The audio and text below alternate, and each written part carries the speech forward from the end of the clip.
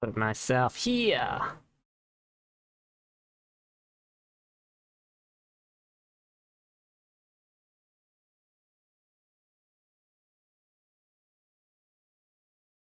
Usually don't work. Does it work? Okay. Huh. Alright. I've prepared a special song just for you!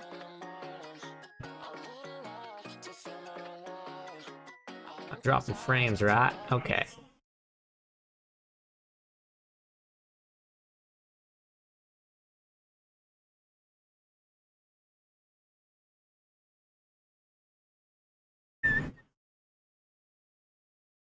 Okay. We're gonna be playing, going through pretty star, right? So let me pull and see what happens here. And nothing.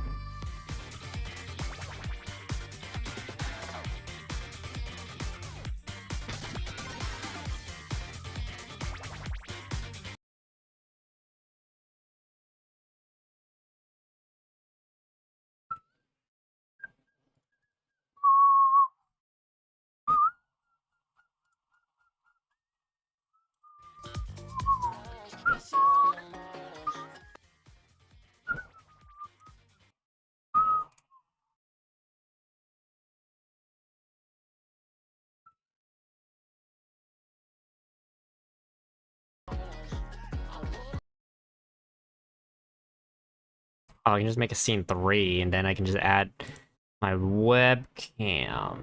Where is it? Where is it?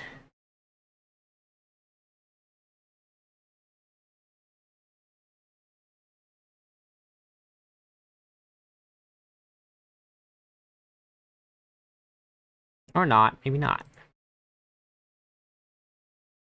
Oh, there we go. Ah, okay. Oh, but it doesn't work if I play it like that.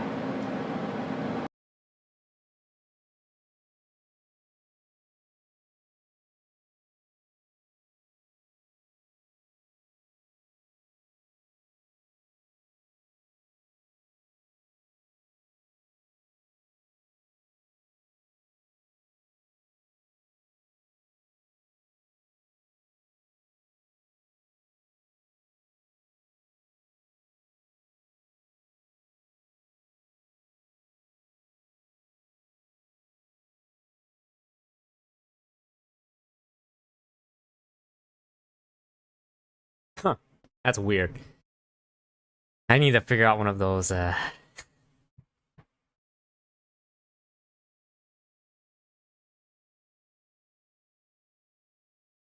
to figure something out. View capture device, cam link, right?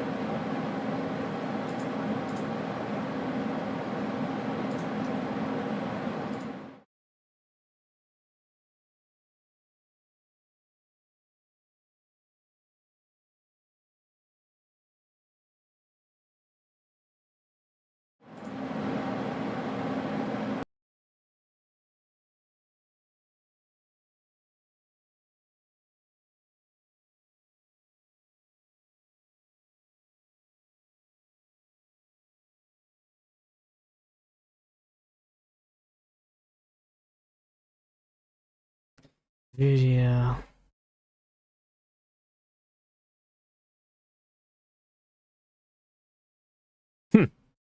One of these days I'm gonna have to figure that out. One of these days. I wanted to try figuring that out.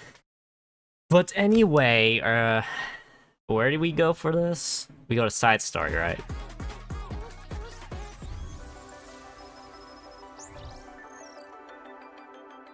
Whoa, okay, Eden Sphere Pretty Star. Man, there's a lot of I missed out on. Plays after the Arc Guardian story event and is closely tied to Campaign 42. Maybe it's difficult to understand the plot. Wow, good for you. I'm somewhat spoiled and know what I'm getting myself into, right? Maybe we have enough time. We can play, 21 or 22? Chapter 22? So we go to this.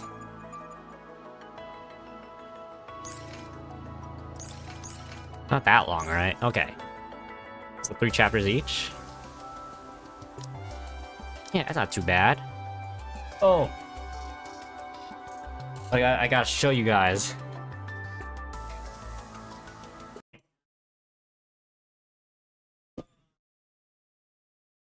For anyone watching, if you guys are, if anyone's a fan of, Punishing Gray Raven.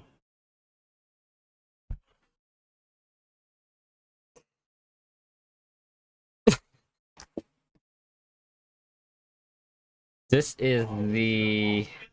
I'm gonna open this, cause, there might be a chance one day.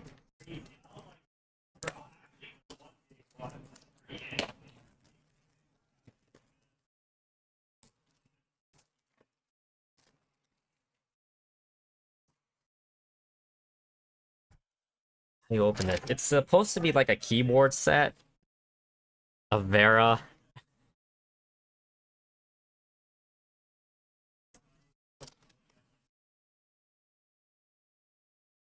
Just does not want to come out. You hear it.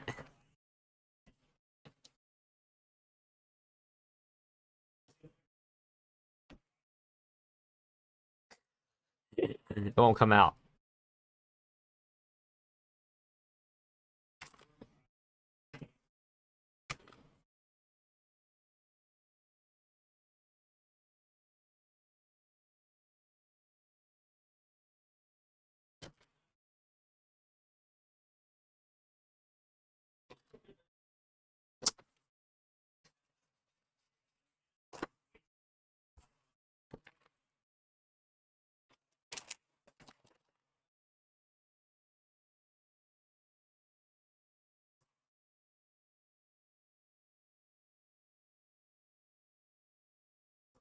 He's supposed to take it out.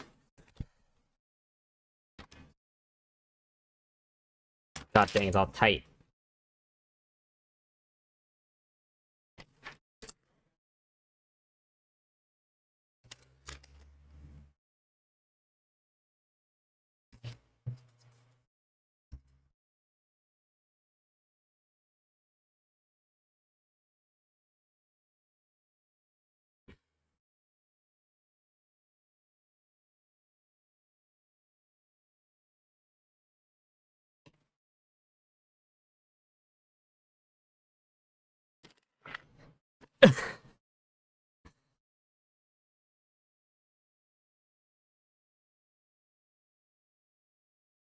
This packaging is a...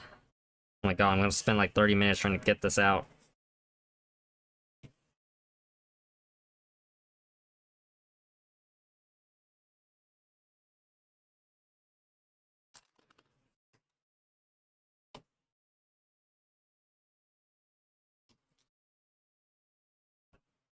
If I have like something to press in,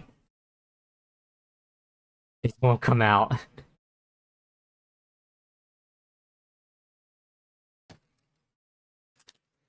Ah!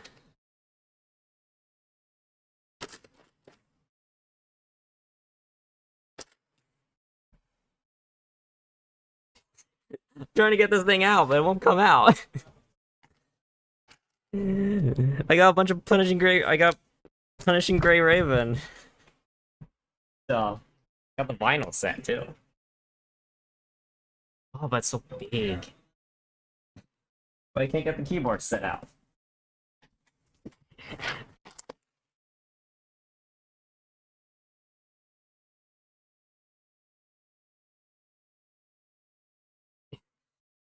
I'm gonna be spending like 45 minutes trying to get this thing out. And I don't want to tear the box.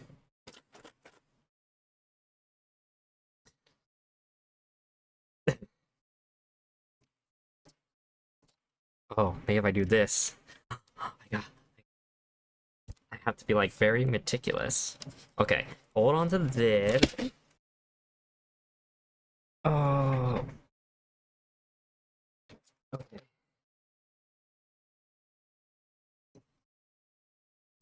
Oh.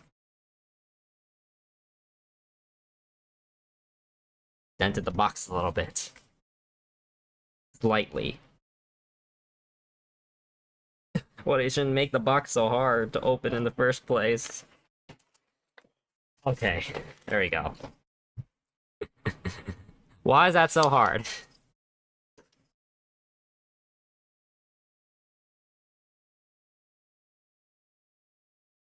How you open this?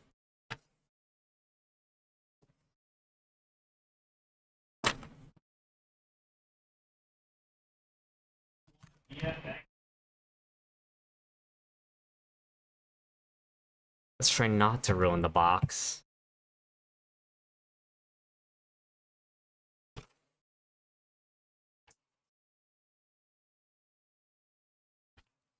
Some instruction manuals I can't really read.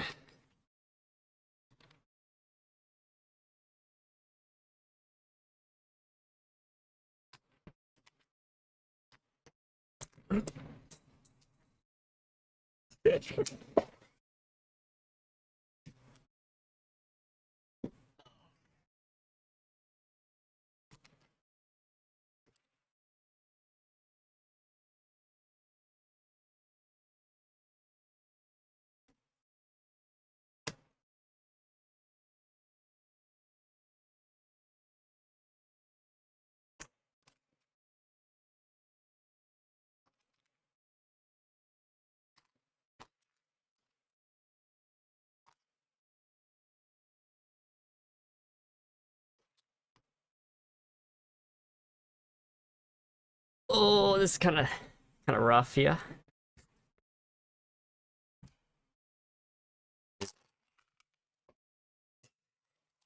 My keyboards, my keys. That was a bad idea, but F1, 8. I don't know where that goes. F9 plus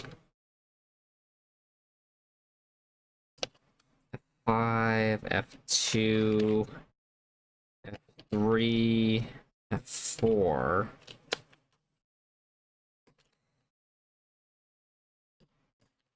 Everything fell out. Well, I guess that's why you do that. F11. Where's this go to? What's that? 0, 10. I got them all? Fell out. I think I got them all.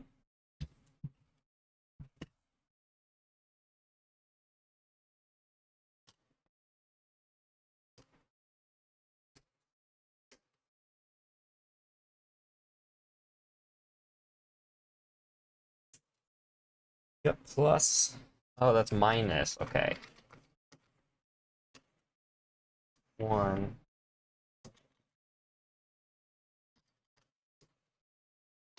Okay. F1, F2, F3, 4, 5. Oh, I'm missing 6. 6! Where'd it go? Oh no.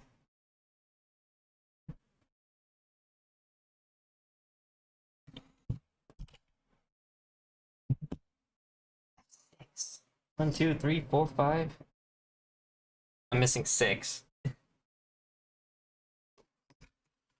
Oh, there it is. Okay. Whew.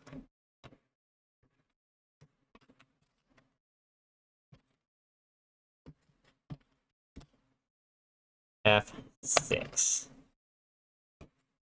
Okay, I think I got them all.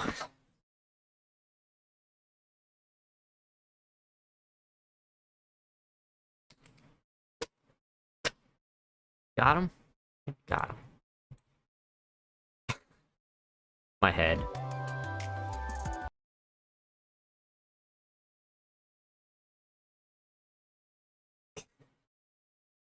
That's so smaller.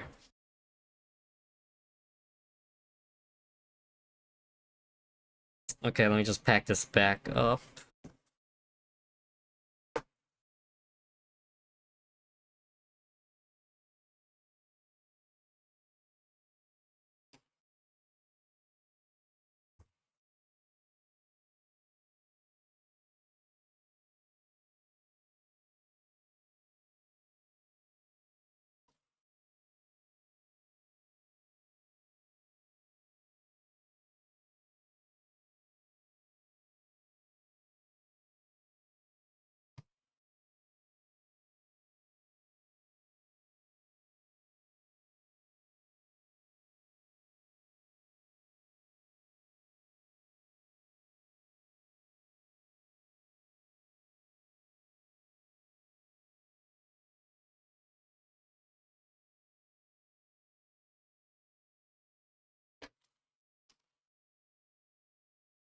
So really.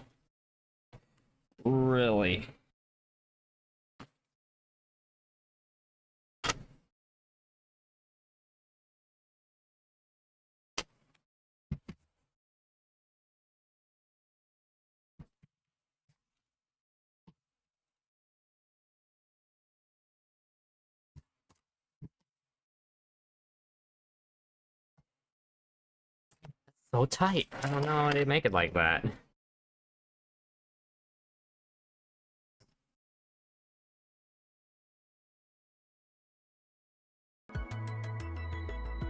Ah.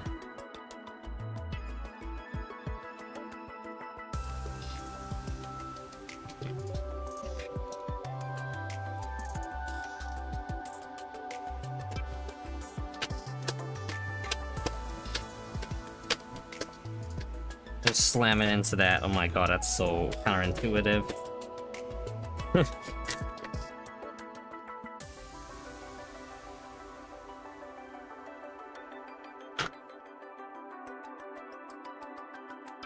Not my favorite way of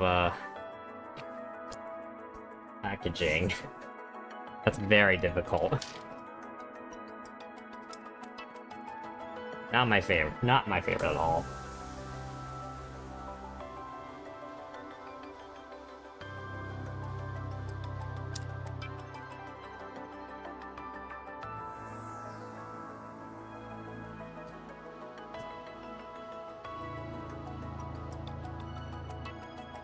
It's like, what if I want to take it out? Beat up the box.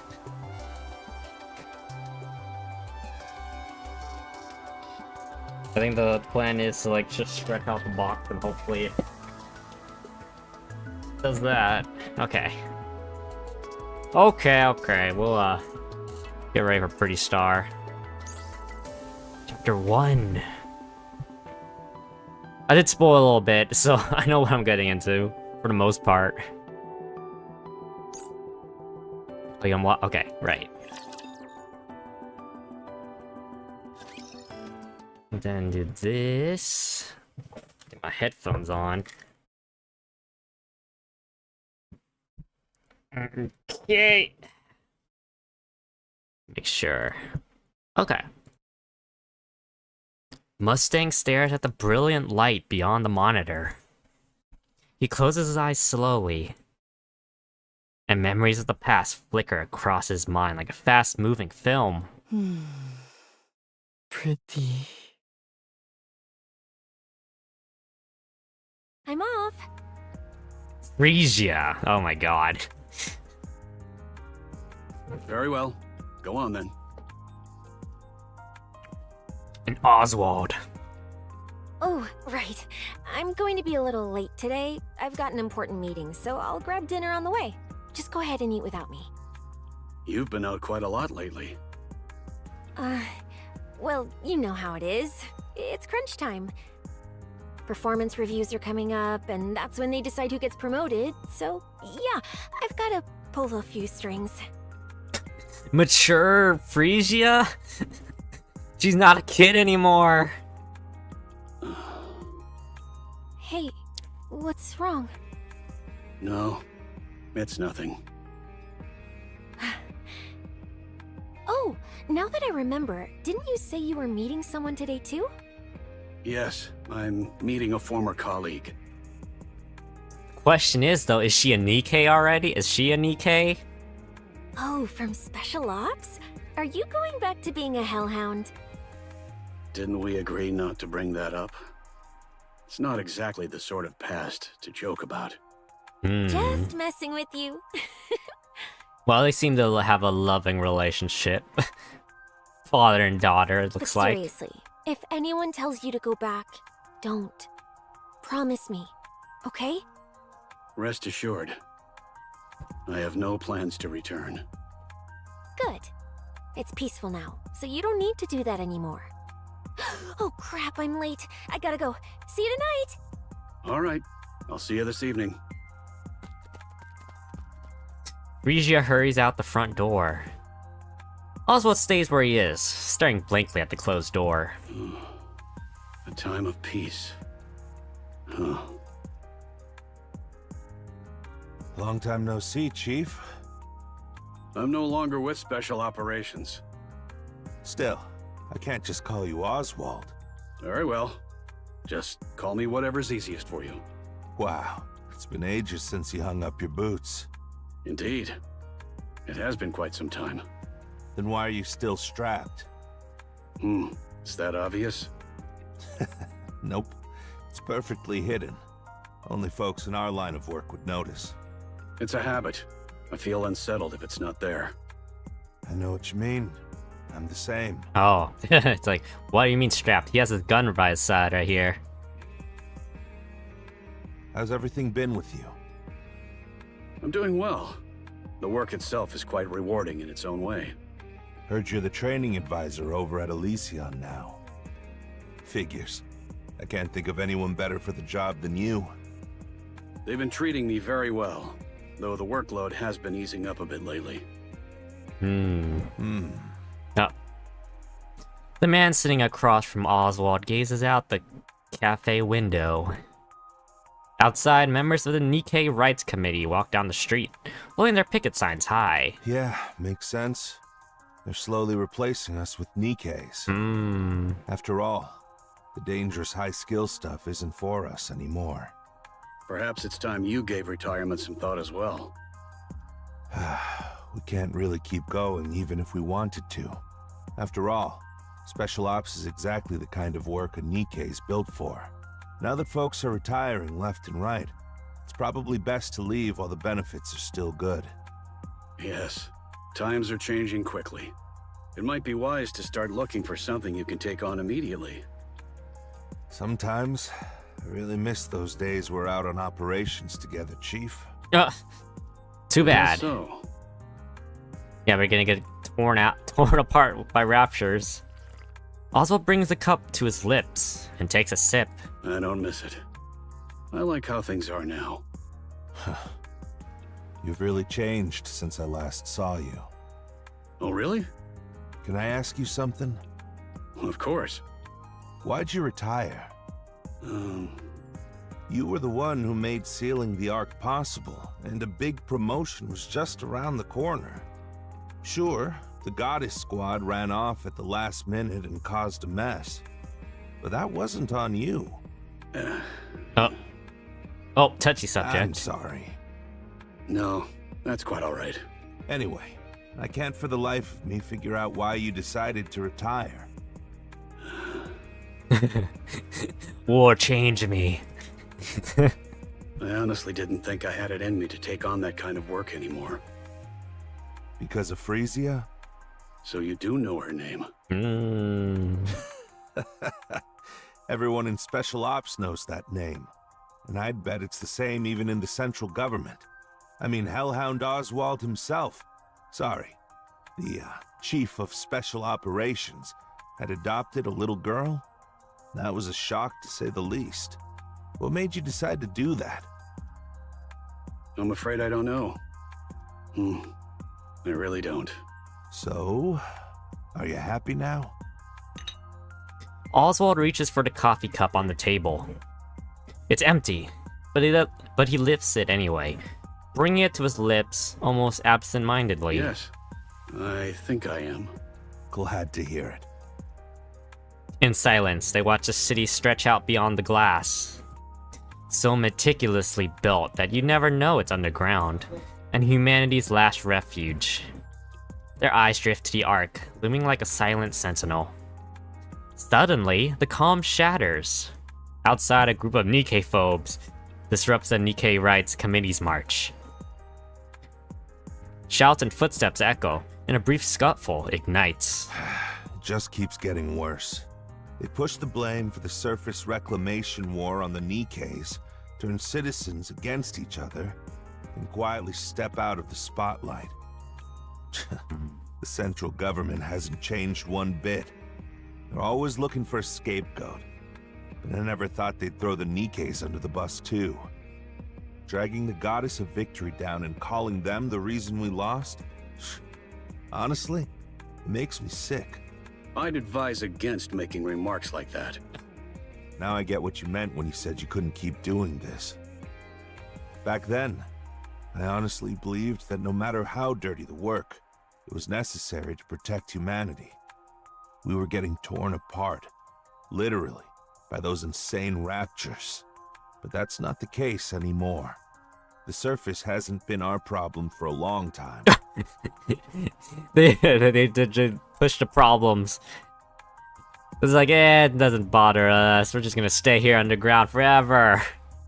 It hasn't even been that long since we came down to the Ark, and already things have come to this. All I can do is sit in my room and watch them tear down the very ones we used to look up to, just to save themselves. It leaves a bad taste in my mouth. Ah, I see. So that's why you asked to meet today. Yeah, I've been thinking about retirement too. Oh, okay. We've never really been the type to do ordinary work, right? That's why I've been curious about what life after retirement looks like for you. I guess I was hoping for a little reassurance. Or maybe just a bit of hope. What do you think? You know, I think it's time I retire. Seeing you doing well gives me some peace of mind. That's why I'm done serving a place like this. Up on the surface, I was blinded by grand ideals. But down here, I finally see things clearly. I see. I wish you every success. Thanks. Really appreciate it. Once again, they watch the chaos beyond the glass in silence. The minor scuffle escalates, quickly spiraling out of control. The central government intervenes, deploying tear gas. Both the Nikke phobes and the Nikke Rights Committee scatter in panic. Through the crowd scrambling to get away, Oswald catches sight of a very familiar face. Oh no. What's wrong? You don't look so good all of a sudden. I'm fine. Okay. Okay, Seems things have quieted down. I Shall we get going? I can probably guess what you saw. All right. Probably saw Frisia or something. It was great seeing you. Yes. I did enjoy it as well. Wow. You've really changed a lot.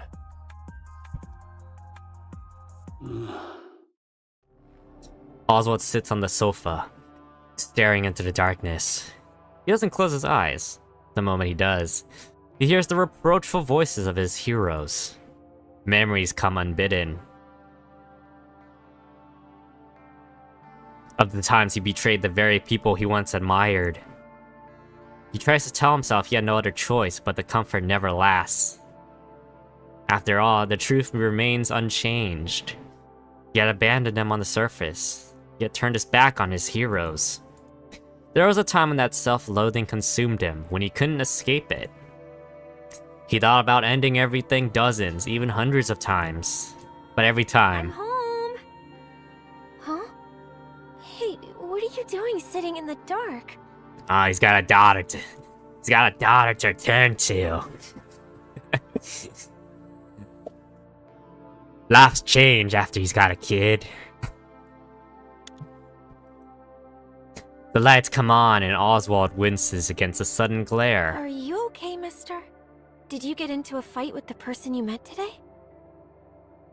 But every single time, he is saved by a girl with no ties to him, who looks him straight in the eyes and asks if he's alright. Mister? Frisia. Yeah? What's up? Frisia still calls him Mister? I know you've been working with the Nikke Rights Committee. Oh, okay. He probably did see her at the Nikke thing early in the day.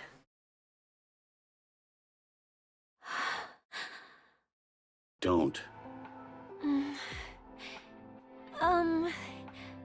Just don't. Why not, mister?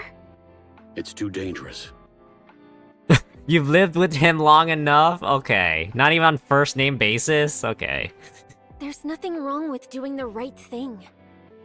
How can I just stand by when people say the Nikkes are the reason we lost the surface reclamation war? So all that talk about getting promoted wasn't about your job Oh, after wow. all. I guess it answers my question. She's not a Nikke. Yet. Yeah. I'm getting promoted to team leader. So, what's your goal? I want to make everyone look up to the Nikkes once more. How do you plan on doing that? I'm not sure, but I can't just stand around doing nothing. Frisia, the Ark has no need for heroes. There must be none. Otherwise, they'll only be dragged down in the end. What you're doing now isn't just pointless. It's downright dangerous. I don't see it that way. More and more people are joining us, and one day everyone will see that the Nikkes aren't a symbol of defeat. They're the goddesses of victory. Don't do it. Oh, come on. You loved the Nikkes, didn't you? And the goddess squad too. Not anymore. Oh, he has to keep up the charade. Frisia gestures towards a pair of leather gloves inside an acrylic case atop the living room display cabinet. Red Hood signatures scrawled crookedly across the leather. What are you even talking about? You keep them on display, clean the case every day, and always end up smiling whenever you look at them. Oh god, he's a fan. He's a fanboy. That lie doesn't make sense at all. So why are you doing this? There's nothing more painful than seeing someone you've long admired brought down. Exactly. That's why we're going to stop it. You can't stop it. The top brass won't allow it. I know. The central government needs a scapegoat, and I get why they're letting those Nikke phobes run wild. But are we just supposed to stand by and watch the Nikkes who risked their lives for us get treated like this? I wish we could do more. But for now, we can only stand by. Now that I'm a team leader, I can do so much more. And the committee gets to decide what it wants to take on. You're looking at having a choice a bit too optimistically, aren't you? Oh, am I? I already told you. Don't do that. I'm doing it anyway. Frisia. I'm crashing at a friend's tonight. Frisia opens the door and walks out. Oswald stares after her, stunned into silence. This is a long chapter. 3 days later, Oswald watches the news, then bolts from the room.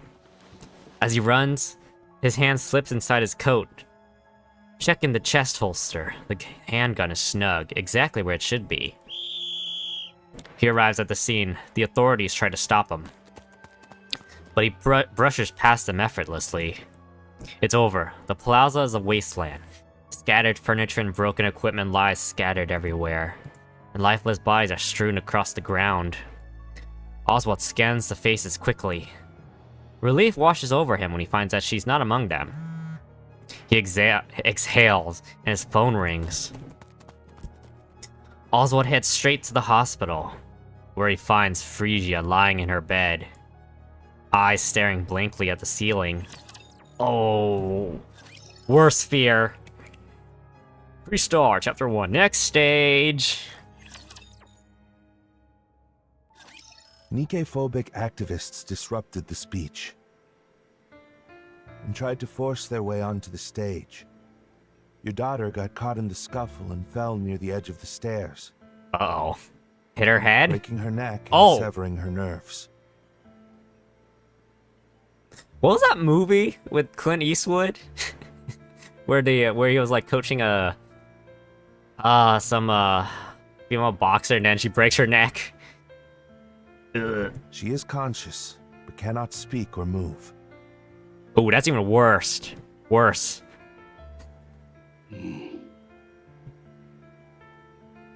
Oswald listens quietly to the police officer's dry, emotionless explanation. His eyes meet Frisia's, but he can't hold her gaze and looks away. It appears your daughter previously signed a consent form for posthumous Nikke conversion. Of course she did. In special cases like this, conversion can be done even while she's still alive. Wait. Okay. But the decision rests with the legal guardian. Okay. Is there any chance of recovery?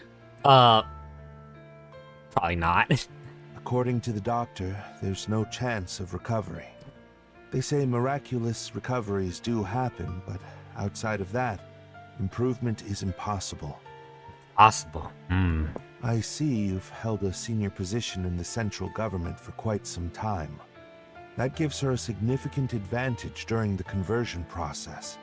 You'd also be able to choose the manufacturer. If she's not going to be a mass-produced unit, you can even choose which squad she'll be assigned to. How would you like to proceed? I'll need some time to think this That's a lot of through. power, to be honest. Understood. How long should we wait? Assuming, you know, she doesn't end up as a manufactured. I'll contact you directly. Okay. Noted. Okay. Please be aware that we can't be reached by phone on the weekends. Every government. Sorry, we don't work on the weekends. Call again on Monday, okay? Screw that. Got it. The police officer steps out of the hospital room, leaving behind only the beeps and whirs of machines. Frisia, do you want to become a Nikke? Frisia blinks. One blink yes, two blinks no. Silence hangs in the air. After staring at Frisia for a long while, Oswald finally speaks. I don't want that. I can't bear the thought of you forgetting me. So, promise me you won't forget me. Oh yeah, I forgot. They usually, well, depends, I guess. I don't know. Frisia blinks, tears streaming down her cheeks. All right. Until next time. Frisia blinks, and Oswald reaches for his phone. Entertainment! VIPs of the hour, Oh, that's mes amis. off. That's really off. So off. Enjoying yourselves, oui? That's like so uncanny. Soft murmurs ripple through the audience. Ooh la la, barely a whisper. Tell me, did les spectacles tickle your fancy, Michelle? Oh. It also doesn't help that music is like uncomfortably like skeevy.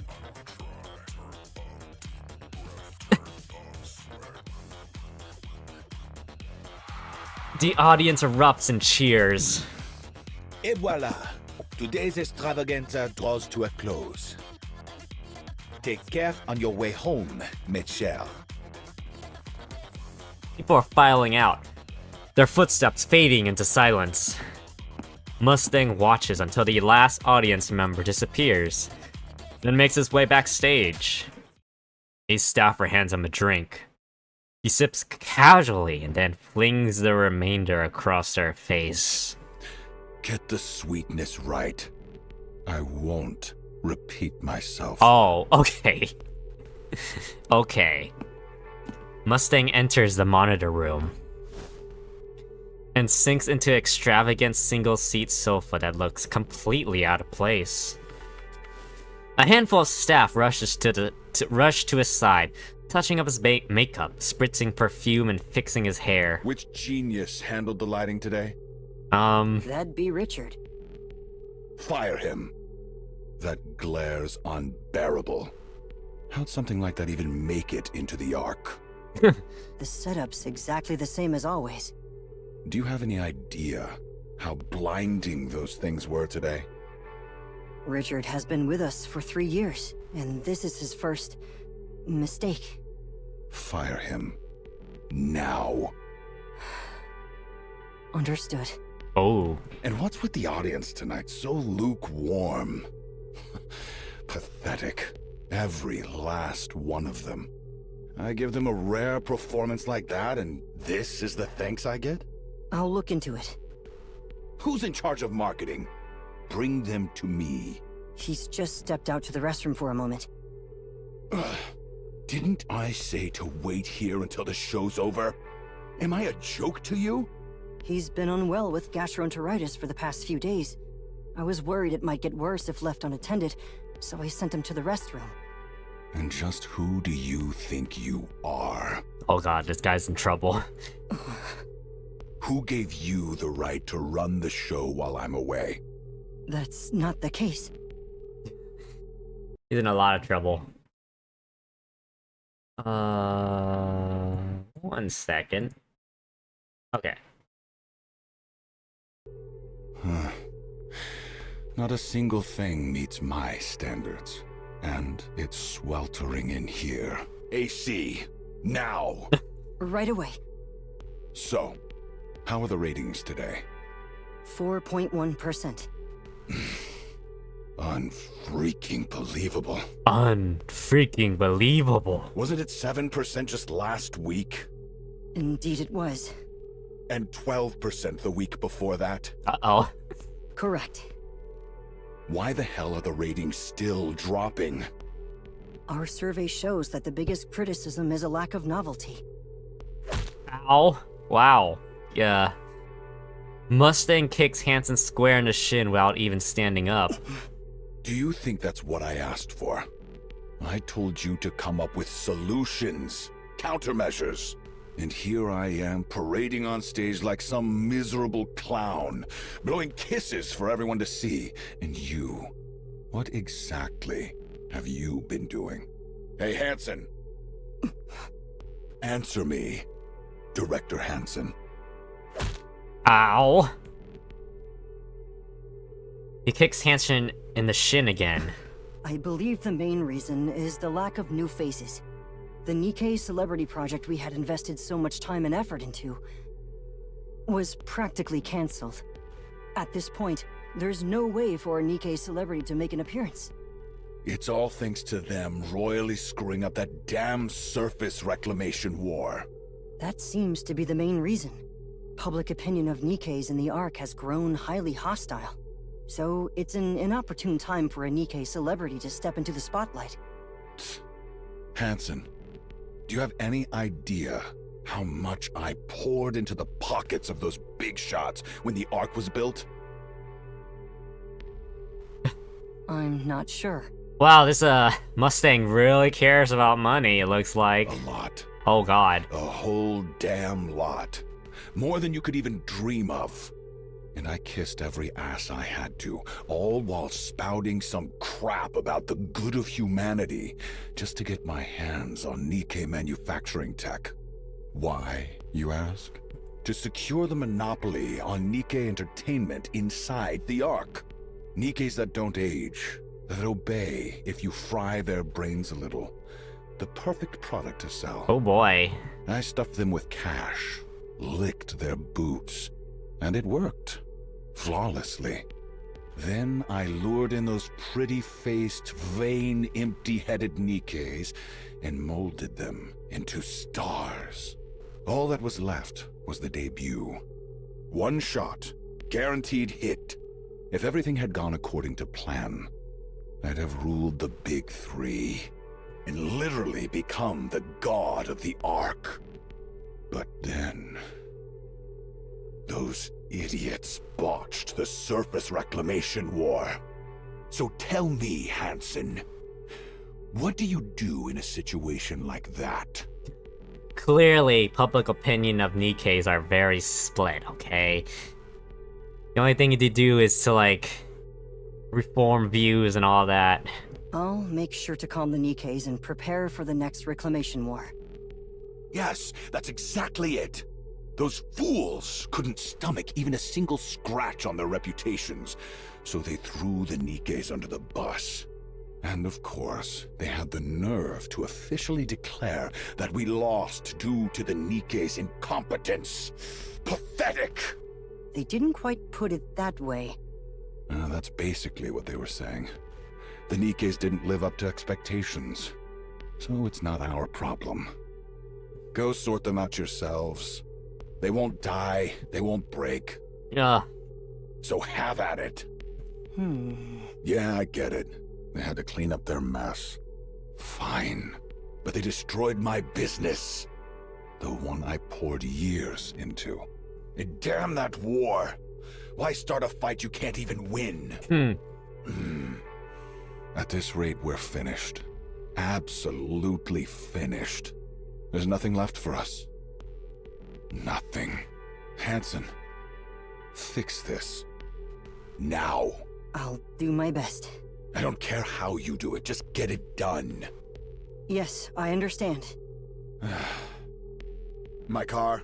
Oh, It's waiting outside. I'm heading to Ephialtes. Don't even think about looking for me. It seems you've been going there quite often lately. How else am I supposed to blow off my steam, huh? what is it? I'm leaving. Hey, give me a change of clothes.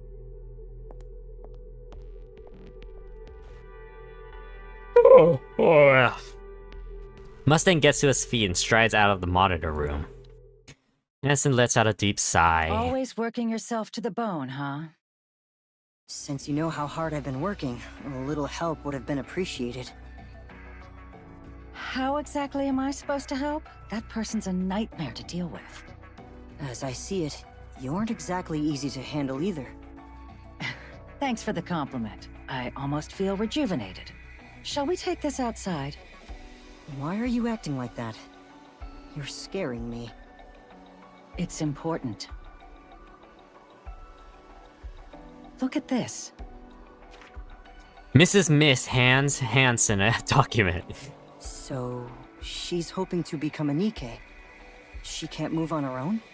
Yeah, she'd already worked her way up to team leader at the Nikke Rights Committee. When the Nikke phobes attacked her, completely severed her nerves, poor thing. Okay, but what am I supposed to do with her? Let's bring her in. Pardon? A woman who died tragically while campaigning for Nikke rights. Reborn as a Nikke, she's back to fight for the goddesses of victory in her own way. Quite the picture, huh? Are you suggesting we bring her into the entertainment industry? That I do. We don't even know what kind of talent she has. At this point, her story is her talent. If we play our cards right, it could flip everything in our favor. I suppose that may be true. We're doing this then? Yes, I'd appreciate it. Alright. It's fate. Okay, and they already did it. Skip. Mister. Phew. Yes, it's me. I'm so glad I remember everything. Yeah, that's a relief. So, where was I made? Tetraline. Tetraline? Why there of all places? They said the chances of memory retention would be highest there. Oh. Yeah, I think that was a great choice. Yeah. How are you holding up? I'm doing great. Everything feels totally normal. Like I'm still a human. It's crazy to think that not long ago, I couldn't do anything and was just lying there. That won't happen again. Yeah, looks like I don't have to worry about breaking my neck anymore. Should have done this ages ago. Frisia, that's enough. I've come this far, so I can't stop now, can I? Nikkes are managed by the Big Three, but they answer to the central government. There's no way the government would allow their rights to expand. From the government's perspective, the Nikke phobes are useful. So you think it's okay to just let it be? There's no helping it. Huh. I don't think so. Now that I'm a Nikke, there's so much more I can do.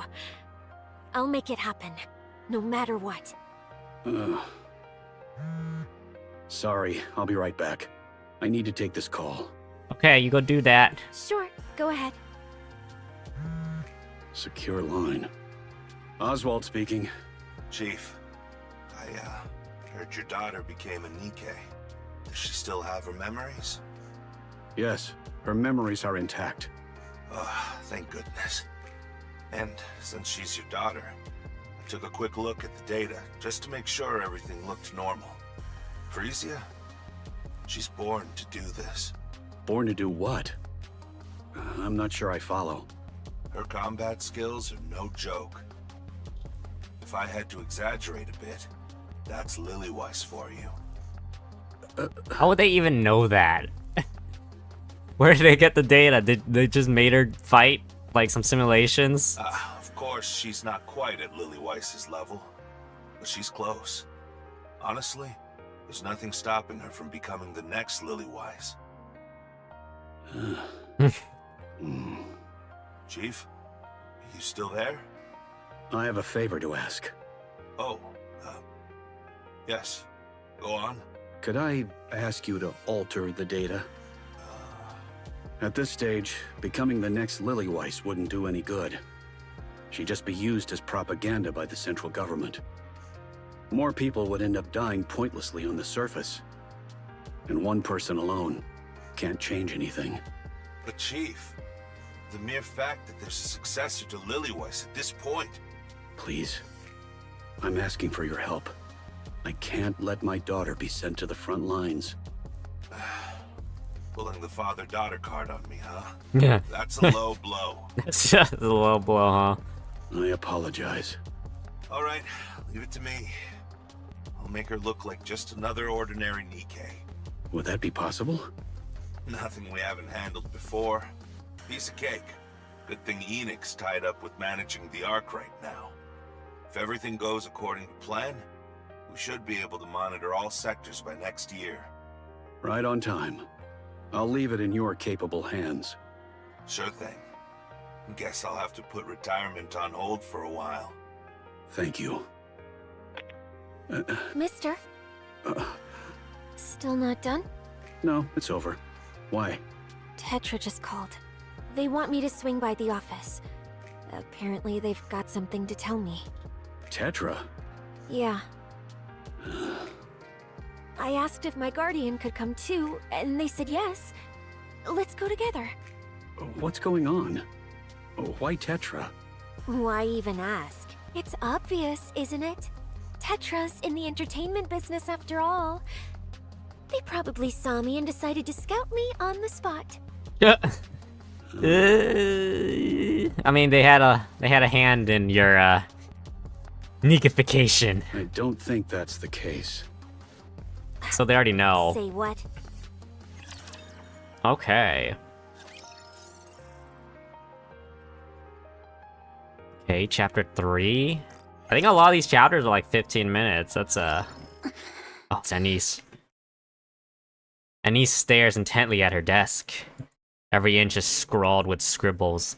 So crude she can barely bring herself to read them. She grabs a wet wipe from her bag and tries to clean them, but they won't budge. You need some acetone, some alcohol. Actually, I think wet wipes have a little alcohol, but it's mostly soap.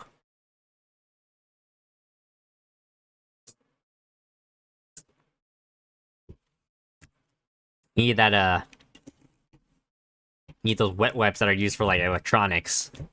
Permanent marker, huh? Annie scans the classroom. There's chatter here, soft snores there.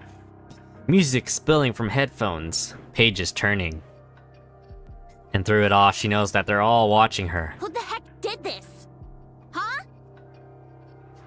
She gets no reaction at all, as though she's not in the room. Oi! Who the hell did this? Still no reaction. Annie strides up to a girl talking with her friends. The girl desperately tries to ignore her, but Annie leans in. Their faces just inches apart. Hey, sorry to cut in, but do you know who messed with my desk? I don't know, comes a predictable reply. Meanwhile, Annie stares at her without blinking. Was it you? Watching the girl vehemently deny it, Anise furrows her brow in frustration. As she strains and shouts at the I class. don't even care who did this. Just tell me why. Huh? What the hell? If you're gonna screw with me, the least you can do is give me a reason. The classroom becomes so quiet that you can hear a pin drop. Seriously, this is driving me nuts. And it's not even the first time.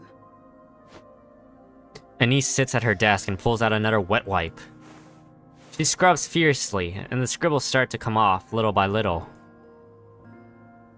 The red writing comes off far more easily than the rest. She stares at the red stains left on the wipe, then she shoots to her feet. Without warning, she clamps a hand around the back of the girl's neck in the front row. Hey, Class Prez! You're supposed to set the example. So, care to explain why you pulled a stunt like that? And don't act like it's your first time either. It wasn't me. Weren't you bragging about the new lipstick just the other day? The color's hard to miss. Thought you said it was expensive, but here you are using it to scribble. Must be nice having money to burn. Anise clamps down harder on the nape of the girl's neck. I wasn't the only one. But you're in on this too! Come on, Class Prez, step up and take the hit for the whole class! The class president rips herself away from Anise's grip, rubbing her neck as she glares icily. You wanna know why? You're a nobody, yet you strut around like you're all that. That's why. What the hell are you talking about? You're an orphan. You only got in here on some scholarship. You've got absolutely nothing. So why do you strut around like you're in charge? Oh god, it's like Mean Girl stuff. Oh god. Oh god. I'm the leader. I'm the class president, not you. Oh, I get it now. You're from some perfect family, so you get to be class president. And me? No parents, scraping by on government handouts. And suddenly, I'm a threat to your precious spot. That pisses you off, so you pull this kind of crap, right? Please, know your place. Just because everyone humors you, doesn't mean they actually like you. The classroom door slides open, and the teacher enters. What are you doing? Nothing at all. Sit. Class is starting. The class president glances at the teacher and quickly returns to her seat. The teacher eyes Anise for a moment before walking towards the podium. Oh, Anise lunges at the class president. Hey! I'm not done with you yet! Teacher! Teacher! How many times is this now? Dunno. Can't remember. Stop causing trouble. She's the one who started it first. I didn't do a single thing. I'm not saying she's in the right. But things like this don't just happen for no reason. It might help if you take a hard look at yourself. Are you for real right now? What? Whoops, my bad. That came out wrong. I just meant it's a shame you're only bringing it up now. But hey, teacher, I've thought it over, and honestly, I don't see a single thing I did wrong. Oh man. You were the cheer captain at the recent sports festival, weren't you? Yeah? You volunteered? Yup. Why? Obviously, I'm the best at it. I can plan the moves, lead the team, and have a pretty decent personality to boot. And the others agreed? How else would I become the captain? Why didn't you just let the class president have it? You know how it is, Anise. The class president... Yeah, her parents throw money at the school and she's just as dumb and selfish as you'd expect. So you know, Oh my god. Guess that explains it then. Isn't that way too blunt for teaching a kid how messed up the arc really is? The teacher's attitude got my eyes rolling. It's like, oh. You think this only started when you came to the Ark? No. It's a culture with its own history and traditions. Alright, Anise. Since we're talking about it, I'll be blunt. You were abandoned at birth and bounced from one facility to the next. Then, by some stroke of luck, you get picked for the chairman's so-called charity program. Special admission for the underprivileged, just to look good in the papers. And now, you've got things you never had before. Free housing, free meals, free education. So why isn't that enough? Why do you keep asking for more? A teacher should always want their students to excel, okay? Wow, teacher. That's a hell of a way to talk to a student. That's a very Asian... You sure that's allowed? It's such an Asian, school thing, right? Yeah. And honestly, this is fine for you. Oh, just stay in your lane, huh? Okay. So, Your answer? Do I really have to be honest? I've been honest with you, haven't I? I just want people to like me. I've never really known that feeling. But here at school... Damn it, I'm tearing up. Here, some tissue. On the... and the Oscars goes to... When I got to school, the kids actually talked to me and hung out with me. It felt amazing, so I pushed myself even harder to get along with everyone. I thought that if I worked hard and did well, maybe they'd like me for it. You're lonely, aren't you? Yeah, always. Why don't you just quit school? Wow, you really don't hold back, do you? You're not going to get what you want here. The class president will keep pushing you around. And all outside activities, even part-time jobs are off limits, so you're just stuck here. At this point, you might as well quit and do what you actually want. You're living your life well because you work hard and fight for what you want. Honestly, that's impressive. But not here. Here, you'll get completely crushed, and all your effort will count for nothing. The memories you make in school, they'll stick with you for the rest of your life. So quit. Transferring would be tough, with your special admission and all. Still, wherever you end up in the world, I'm sure you'll manage just fine. Come on, teacher. Give me a hand, will ya? No, you know how it works. I've got bills to pay, and the chairman's the one paying me. Oh, so there we go, huh? There we go. You're on... Think it over. Now go back to class. Teacher! There's nothing I can do. I'm sorry. Thanks for apologizing anyway. And he steps out of the teacher's room. She pushes open the classroom door and steps inside. The lesson is in full swing. The teacher talks, students scribble and whisper, but no one so much as glances her way. Anise makes her way to her desk that's even more cluttered than before, and drops into her seat. After a while, she leans forward and rests her head on the desk, awake but motionless. The lesson continues. The final bell rings, signaling the end of the day. Murmurs ripple across the room, but Anise sits there, unmoving. Gradually, the classroom grows quiet as time passes. After a long while, Anise lifts herself from the desk. The classroom is dark and empty as a loaded silence settles over her. She packs her bags and heads back to the dorm. All of her roommate's things are gone, but Anise just collapses onto the bed. Voices drift in from all around, but none of them are for her. She closes her eyes and lets her memories surface. The thank you letter she wrote to a facility administrator left unopened in the trash. The time she asked a well-dressed peer to play, only to be slapped by their parent and splashed with water. A friend she had made, who was adopted and gone before she could say goodbye. Meeting that friend years later and greeting them warmly, only to be met with an awkward, uncomfortable smile. Dancing wildly on a stage, desperate for attention. At first, the laughter she got was intoxicating, until she realized it was mocking, and cried for days afterwards. Oh. A volunteer who hugged her tightly with tears in their eyes told her to take care when she left the second facility. Unable to forget the volunteer, she looked everywhere, but all that remained was their cold digital gravestone.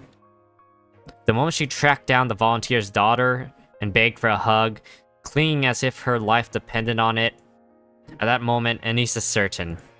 She must have been broken somewhere along the way, so desperate for love. Anise opens her eyes. On the first day of school, someone approaching her with a friendly smile, giving her courage when she had been timid and withdrawn. Eating together, walking home together, talking endlessly. The expectant look when she volunteers to be cheer captain. Practicing, laughing, and celebrating when they succeeded. Feeling unmistakably that everyone liked her. And at that moment, Anise is more certain than ever. She isn't broken. She's better than she ever imagined. That's why she doesn't want to let this slip away. Even if it's fleeting, not even half a year, it's a time when she can finally like herself. Anise closes her eyes again. It's okay. I can go back. Yeah. The next day, Anise opens the classroom door and walks in. Hey! Good morning! There's no response. No one even glances her way. They finally finished the construction by the school gate. Gotta admit, it looks really nice. The room remains silent. No one even looks at her. Hey, anyone got a clue what we're having for lunch? She gets no reply. No one meets her eyes. I finished all the homework. Wanna go over the answers with me? No one answers, or even glances in her direction. Anise makes her way to her desk. It's still a mess, with things scattered everywhere. Amid it all, a single chrysanthemum blooms in a small vase. Anise feels a sudden urge to grab the vase and smash it on the class president's head. But she holds herself back. She sets the vase in the corner of the desk, pulls a book from her bag, and begins studying. Her eyes sting and her visions blur, but she fights back the tears. That day, she doesn't utter a single word until she returns to the dorm and crawls into bed. Dang, total isolation. That sucks. Okay. So is this how it's gonna... Okay, 4, 5, 6... Actually, let me check. There's 4 parts.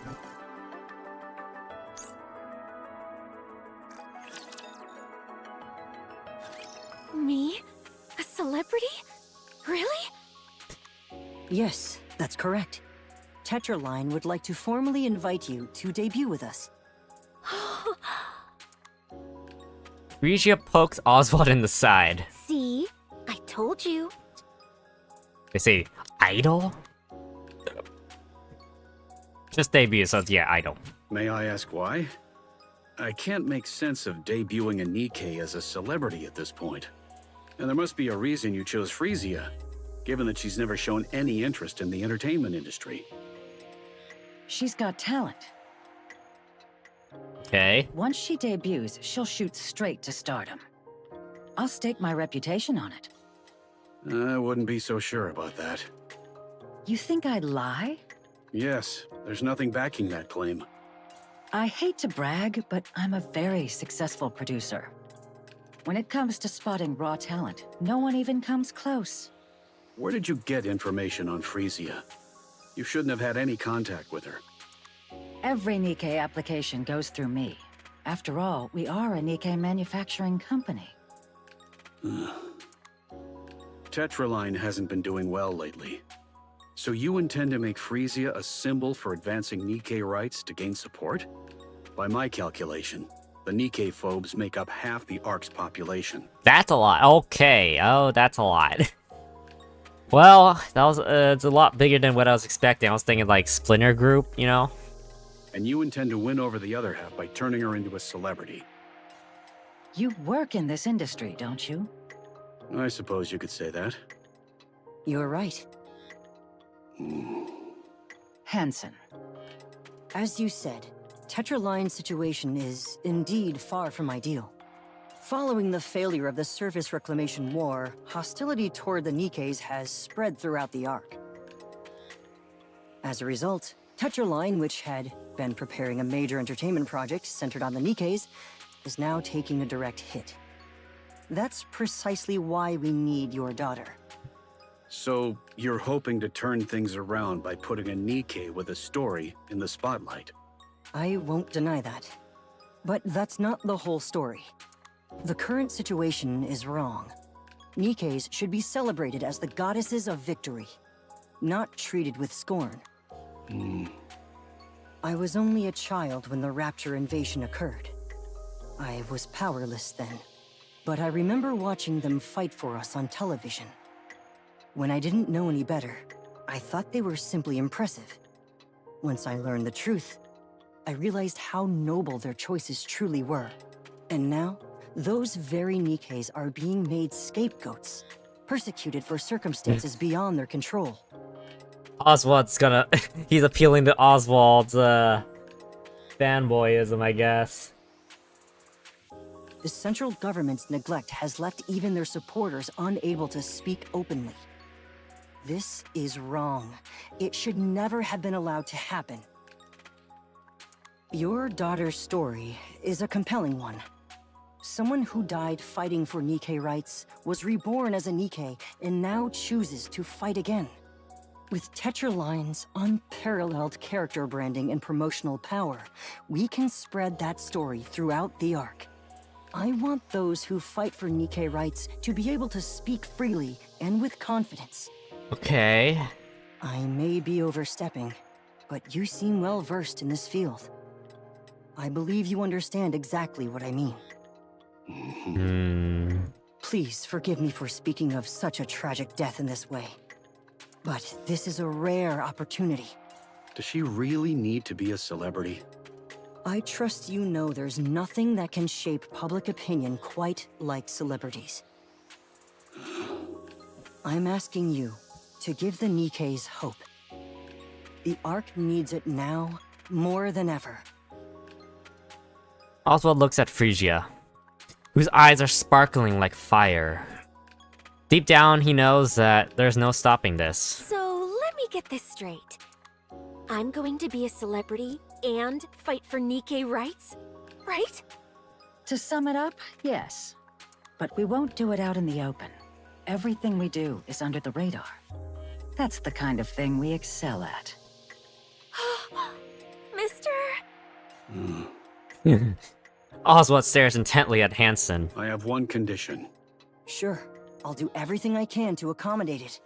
Hansen, stay by Phrygia's side as her manager, and keep a close eye on everything she does. You do realize he's a board member at Tetra, right? He's not going to waste his time playing some celebrity's manager. Yes, I understand. Nonsense! Hansen? Okay. It's all right. That was my plan from the start. And one more thing. Under no circumstances are you to send her to the other side.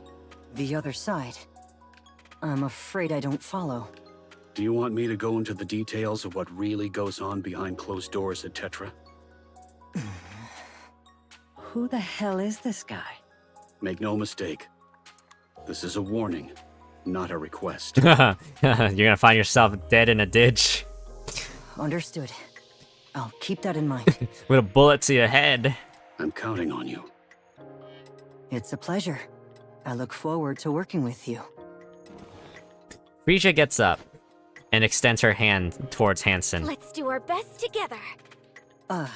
Yes, I look forward to working with you. I'm Phrygia. Hansen. Their hands meet in a firm shake.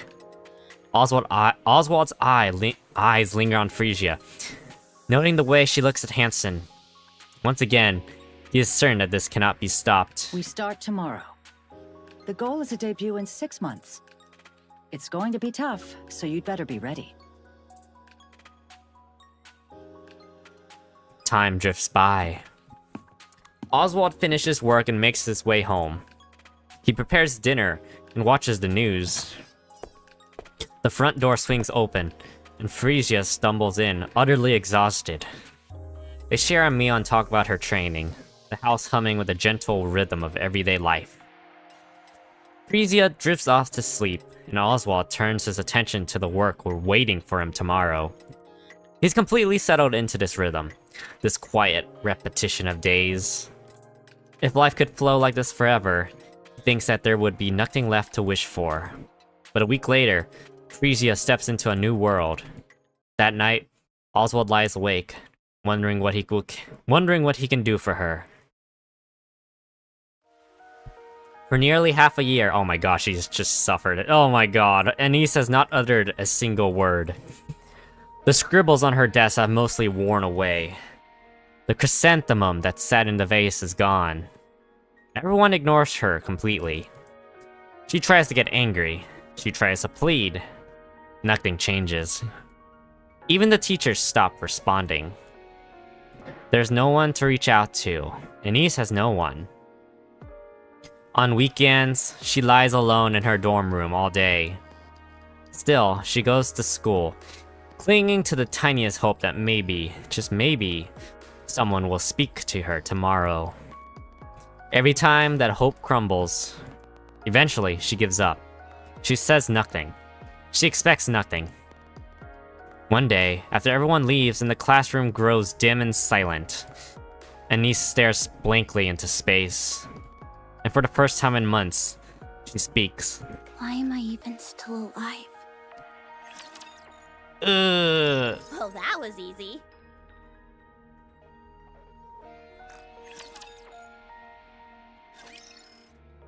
Oh god. Anise sits on the rooftop railing, staring blankly at the sky above. She pulls out her phone and scrolls through her recent messages. Hey, I have a question about something from class today, haha. She tries to sound casual, but the message remains unread. Her outgoing calls go unanswered, one after another, and not a single incoming call has come through. For a moment, she wonders if she's forgotten how to speak at all. Her voice comes out just fine. The absurdity of it all makes her lower her head and let out a small, shaky laugh. Soon the laugh turns into sobs. Tears stream down, soaking her pants. She wants to be loved. Really loved, in a way she's never known. I wish I hadn't known. I shouldn't have let them get to me. Anise makes one last call to her teacher. It goes unanswered. Oh god! She pushes herself up, balancing on the narrow railing. And then she closes her eyes. One step, that's all it takes. Just then, music blares throughout the arc, loud enough to shake the air. It's bright and upbeat, and over it, a woman's voice rises. A song? It's a pop song. A light, pleasant melody with lyrics carried by a pretty voice. Without even realizing it, Anise finds herself drawn to the music. She knows it. The song was not written for her, and yet it fills the air, calling out to her to keep going.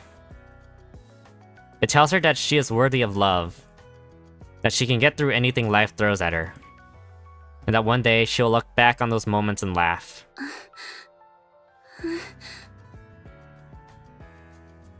It cheers her on and wraps her in comfort.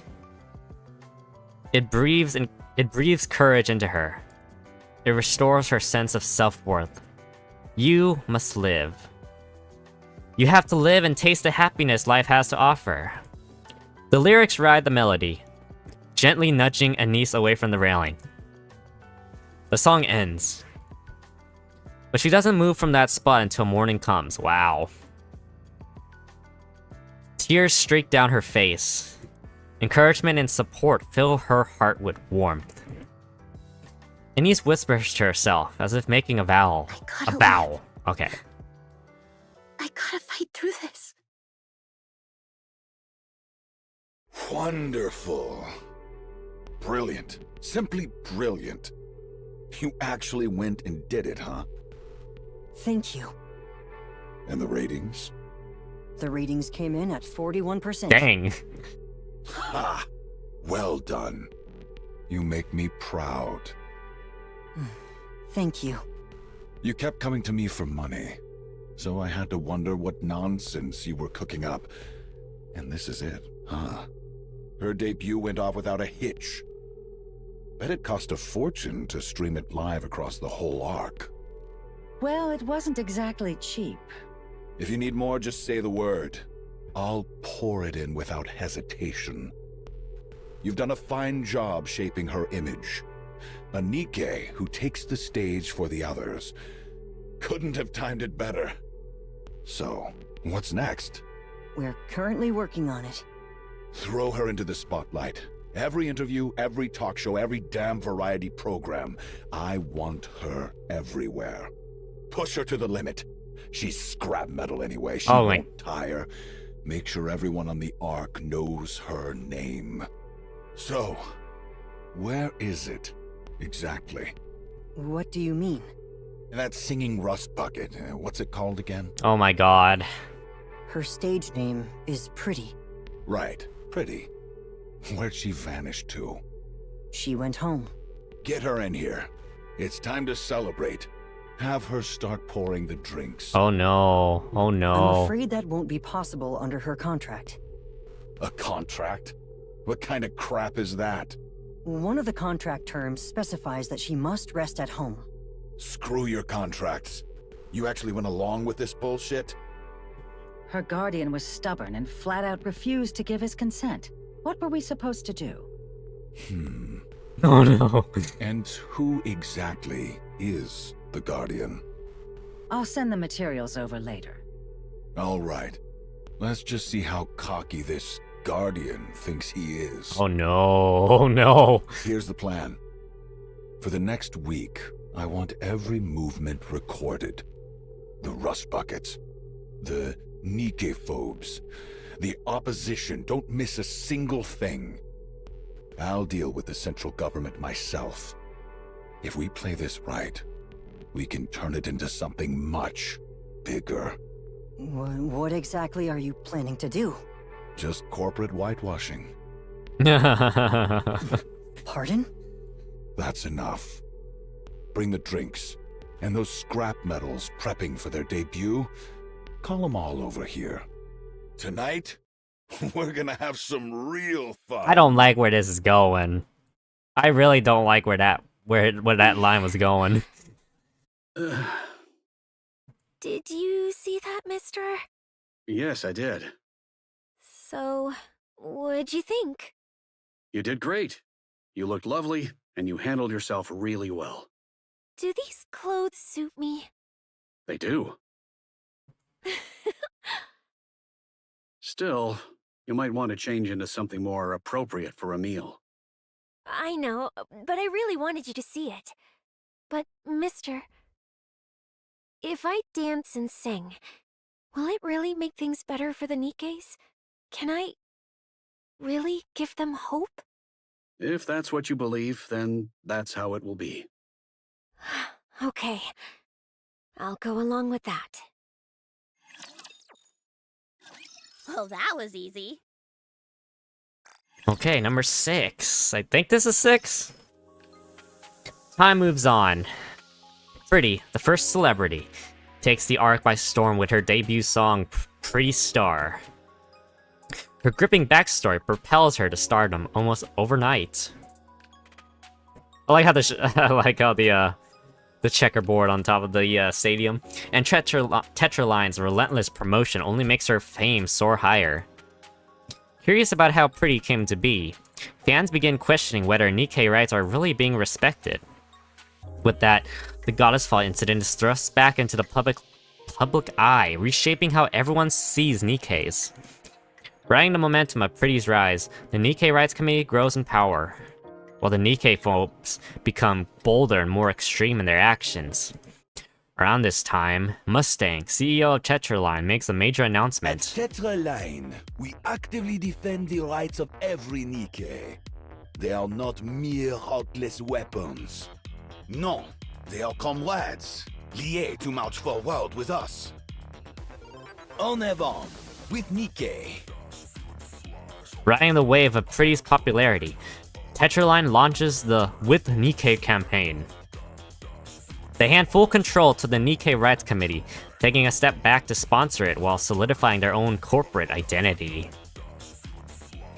Infrastructure and support systems for Nikkes are built, and those facing persecution receive active care. Hostility towards the Nikke phobes is no longer hidden.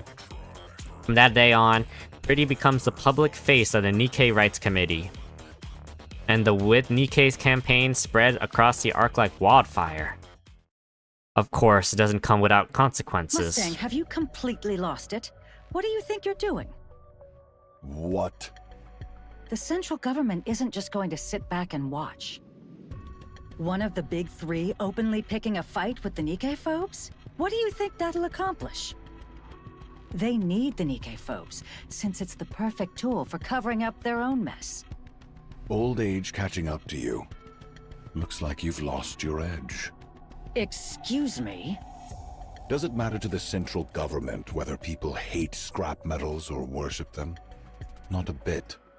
All that matters is that they don't get blamed for anything. Look at this mess. The haters and supporters tearing each other apart, while the fence-sitters are too busy watching the circus. Do you think the central government has time to get involved? No. They're way too busy for that. Even if the supporters come out on top, the government doesn't lose a thing. All they have to do is act like they're looking out for us, and the self-proclaimed intellectuals will lap it up. As for past scandals, easy. Just grab someone, make an example of them in the square, and problem solved. Sure, I was uneasy too. The last thing I needed was trouble from the central government. But it's all taken care of, so... You cut a deal with them? Remember those rust buckets gearing up for their debut? Yeah, they're already in an uproar over Pretty cutting in line. And now there's more? Don't worry. That's the last you'll see What? of them. Oh no. You don't mean... Kitted them out with the best parts money can buy, and sent one to each of the top brass. They'll be thrilled. That's really awful. And if anyone thinks of messing with us, we've got leverage ready to keep them in check. No, now he's got... Okay. Now he's got dirt on them, huh? Okay. And if that doesn't work, we can always send Shade to slit their throats.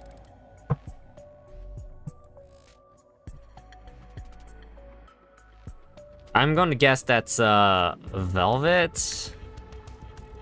Right? Okay, hold up. That's what I'm guessing. It's not exactly rocket science. Do you even realize who these girls are? I think that was Velvet's old name. I raised them myself, with meticulous care. Yeah, and I raised them on my dime, so they owe it all to me. Even when they pay me back, they get something out of it. Beautiful, isn't it? You disgust me. You've got some nerve talking to me like that. Forget about the deadweights and focus on Pretty. Forget her dancing and singing, just make sure she's presentable. Image is everything. Make her a symbol everyone will remember. That's exactly what I'm doing. And give her a taste of power and wealth. Oh. Praise her. Indulge her. Get her addicted to the high life. Make sure she never even thinks of going back. What exactly are you trying to do? This is just in case. It'd be a real pain if she suddenly decides she doesn't care about fame or money. There's no way we're letting a prize like this slip away. Make luxury part of her life. Turn her into a celebrity. Got it? Fine. But Mustang, you're going to hell. Damn right. This is not morally right. And she's going along with it.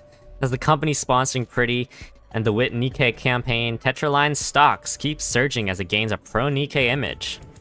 At the center of it all, Pretty is stretched thin under the relentless workload. Ugh. I'm so exhausted.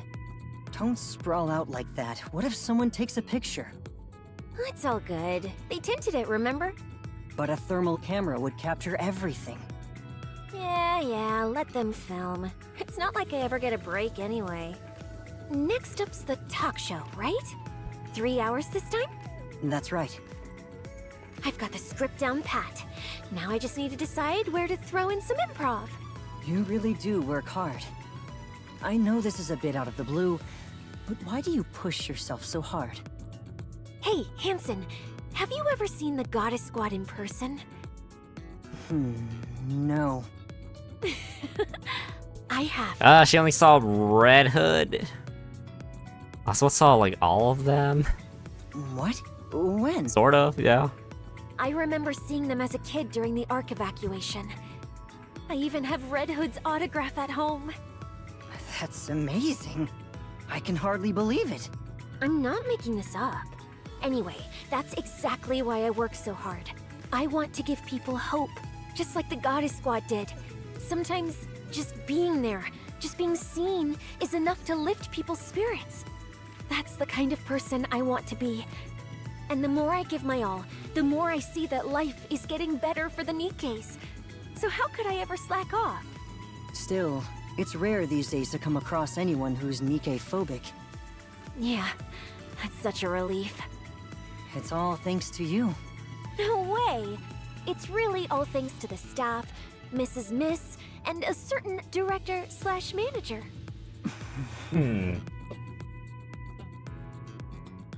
Okay.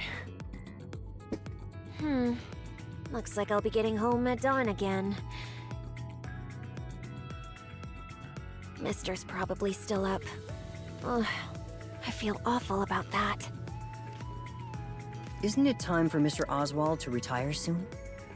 Nah, he says he can't sit still without his mind going a mile a minute. You said you'd ask what was on his mind. Did you? No. His expression was so serious and stern that I couldn't even bring myself to ask. Sounds like there's something going on. Yeah. Ugh, I'm beat. Hey, mind your legs while I'm driving. Can we just stay like this for a while? I'm so exhausted. They're heavy. Come on, how heavy could they be? This is a custom-built, lightweight body after all. Move them now. Seriously, why are you being so petty? Shouldn't you be grateful when a pop star rests her legs on you? Or is it that you just can't handle seeing the Ark's top idol showing off those flawless legs? A bit of flirting here. Hey, why'd you suddenly go all quiet? You're right. So get those legs moving. Huh?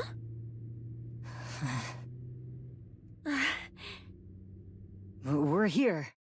Let's get out. What? Oh, okay. Let's go. A little bit of flirting. Only a little. Meanwhile, the student saved by Pretty. Hey. Wait, let me see. The student saved by Pretty is singular, okay? Anise? Anise. Huh? You mean me? Yeah. Wait, what? Why? Do you like Pretty? Yeah, I like her. Yeah? I kind of figured since you're always listening to her songs. It's awkward. I managed to get a concert ticket by chance. Do you want it? Heck yeah! Nah, it's cool. I don't need it. Anise, the class president isn't here today. I heard her cold's pretty bad, so she should be back tomorrow. This is her chance. Anise lifts her head, eyes sweeping across the classroom. The class president's seat is empty, and all eyes in the class are on her. So, what? I just wanted to say, I'm sorry. I've been meaning to apologize for a while, but a class president is really scary.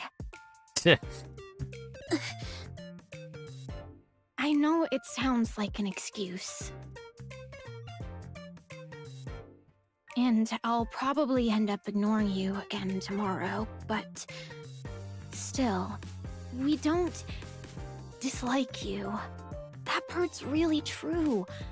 I hope you know that. They're afraid of the executives. And we all prepared this ticket together. Give it to me! Oh, yeah. Here. Anise takes the ticket. I'm gonna have a blast! The girl hesitates before Anise, then returns to her seat. Anise turns towards the window, letting sunlight brush her face. She slides in her earphones and Pretty's music flows through her. A small smile spreads across her face. For the first time in what feels like ages. She's glad to be here. Well, that was easy. Oh, this is the music.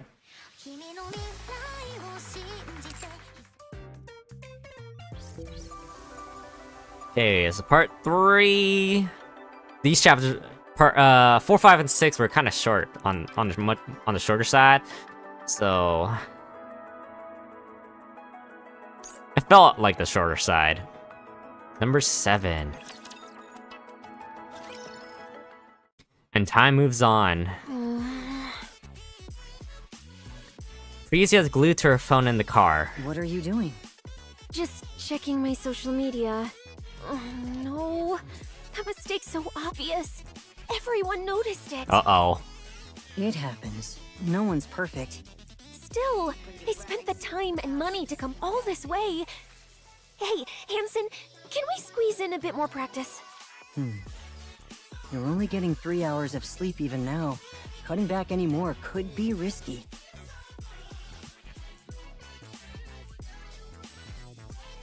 But,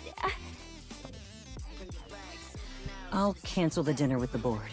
Honestly, we don't really need it. but won't that make things harder for you? It's fine. They know full well who they have to thank for their comfortable lives. Sweet, thanks. Next up is the With Nikke speech, right? And that's right. How's the script for that coming along? I know my lines by heart, but I'm scared I'll get all emotional. What if I burst into tears as soon as I get on stage? If you feel like crying, then cry. What matters most is being sincere. I swear, I look horrible in pictures whenever I cry. No, you're beautiful. Beautiful, huh? So, you think I'm beautiful?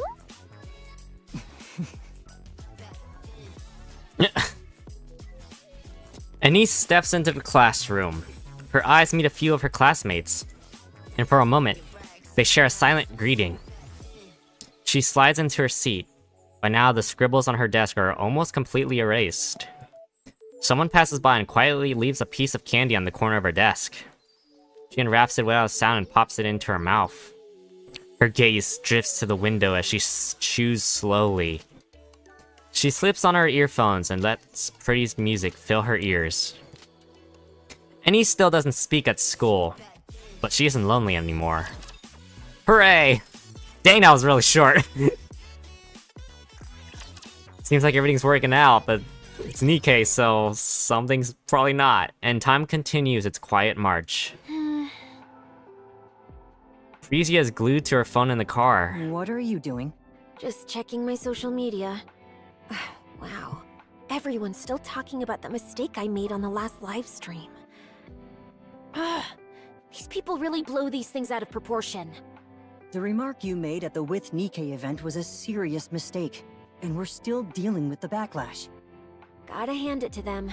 People really love poking their noses in everyone else's business. The speech is coming along nicely, I trust? Yeah, it's going great. What about the script? At this point, a quick skim is enough. Who could memorize all that anyway? So what's the plan for your performance? I'm going to cry. Smart move. Like, really bawl my eyes out. That should calm things down, right? But don't overdo it. People get tired of seeing the same thing too often. Of course.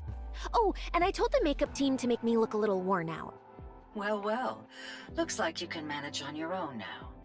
I couldn't have done it without my amazing producer. You know there's a party after this, right? Make sure to show up and flash that smile of yours. So this is all to just butter people up, huh? Count me out. I'm not singing. I'm not making you perform. That performance is worth too much to waste on them for free. See you later, then. Okay. Oh, she's got the groove now. She knows how to deal with all the nuances. Whew, I'm beat. Pretty. Wait, why'd you call me like that out of nowhere? Are you doing okay? Yeah, sure, but okay about what? Well, just this and that. Why do you ask? It seems you've changed quite a bit. I have? Yes. I've gotten used to it. I'm better at handling things now. I can't let every nasty comment get to me, or even let my emotions run the show. I'm a celebrity now. The very first Nikke celebrity. I've gotta take things in stride and keep my emotions in check. Honestly, I think I'm pretty good at that. Yeah. Are you happy now? Absolutely. I'm so happy, I can't believe I didn't do this sooner. I see. As long as you're happy, that's all that matters. Hansen, I know I've changed a lot. You're just exhausted. You'll feel better soon. Yeah, it's hard. Really hard. But I can't stop. No matter how hard it gets. I have to keep going. Otherwise, I'll fall apart. Why are you pushing yourself so hard? Maybe things would turn out better if you took it a little easier. I can't. I've become a symbol. Pretty is the face of Nikke rights now. If I mess up, the Nikkes get blamed. If I do well, they're the ones who get praised. Now the pressure's on her. So I can't take it easy. But going full power all the time wears me down. Right now, putting on a mask is the only way I can keep going. Yeah. I can't even begin to imagine how heavy that must feel. Honestly, it still hasn't quite sunk in for me. How are you holding up? Feeling stress? It's intense. Living a life where everything I do is under watch, and every single action I make can have huge consequences. But once I'm home, I'm fine. I can just be myself. I see Mr. Oswald has been taking good care of you. No, he doesn't say much. He just makes me food, we chat a little, and that's it. But even that's such a comfort. Mister. He doesn't show it openly, but he really cares about what I'm doing. He loves the Nikkes as much as I do. We're both huge Goddess Squad fans. Once, he told me that I'm doing something he never even dared to dream of. That makes him happy. He says he's proud of me. And that's why I can't stop. I've acted so spoiled with him, ever since we first met. And he's never complained once. He saved me. He really did. Living together, he tried so hard to be a good... I'm going to cry. A good father. I tried just as hard to be a good daughter, too. I wasn't always great at it. But now, I think I'm doing okay. I want to be a daughter he can always be proud of. That's why I can't stop. Do you hate me now because I've changed? Sorry, I was mistaken. You haven't changed a bit. You were just the same as always. Thanks. I think it's about time I got my hands into politics. Oh no. Politics? Isn't being the CEO of one of the big three enough? No, I'm still under the central government's thumb. Hardly what you could call a real seat of power. And just what are you planning to do? Nothing fancy. I just want the whole Ark under my control. Ah, the classic case of ambition ruining people. But why now? Because now's the perfect time to strike. And how do you suppose you do that? By profiting off Pretty. I'll send Pretty out as the central government's PR ambassador. They'll be ecstatic. After all, we're putting the Ark's finest propaganda tool right into their hands. There'll be some backlash from the public, but only a tiny fraction. Those who idolize Pretty will follow her blindly. They always have. Did you honestly think they ever cared about Nikke rights? And in return for handing them Pretty, I take my place in the top echelons of the central government. Then what? Well, if I manage to break into politics, the first thing I'd do is... I'm talking about Pretty. I couldn't care less about what you're up to. Same as always. Singing, dancing. The only difference is their so-called fight for Nikke rights now just serves the central government. Haha. You really only ever think about yourself. At the end of the day, the only thing that matters in life is me. Me, myself, and I. Living for others, that's just hypocrisy wrapped up as virtue. This guy's so scummy, dude. Enough. I won't let you throw Pretty away like she's nothing. There's a limit to ingratitude. You're really going to use the very one who pulled Tetraline back from hitting rock bottom and then discard her? Get a grip. You didn't get here because you're exceptional. You've been scraping by for so long that now you think you own the whole table. What? Lost your thrill all of a sudden? Want to get yourself fired? Pretty still loves to dance and sing. And of course, she loves the Nikkes. Exactly. That's why I'm letting her keep going. If you do that, it won't be the same anymore. So what? People change. And she's nothing but scrap metal anyway. I'm warning you. Stay away from Pretty. Don't push your luck. If you've got a problem, the door's that way. Look at you, acting like some big shot CEO. You're just a lowly producer. Now, get out. Mrs. Mist glares at Mustang for a long moment before walking out.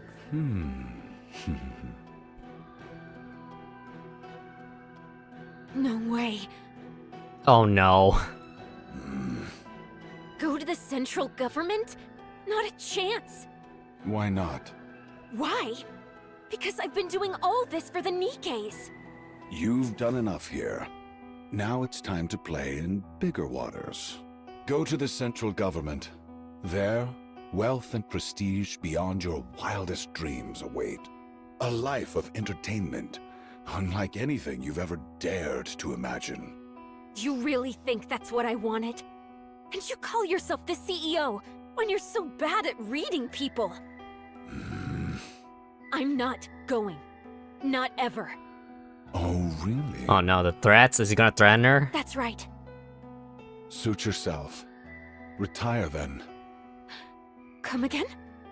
I said, retire.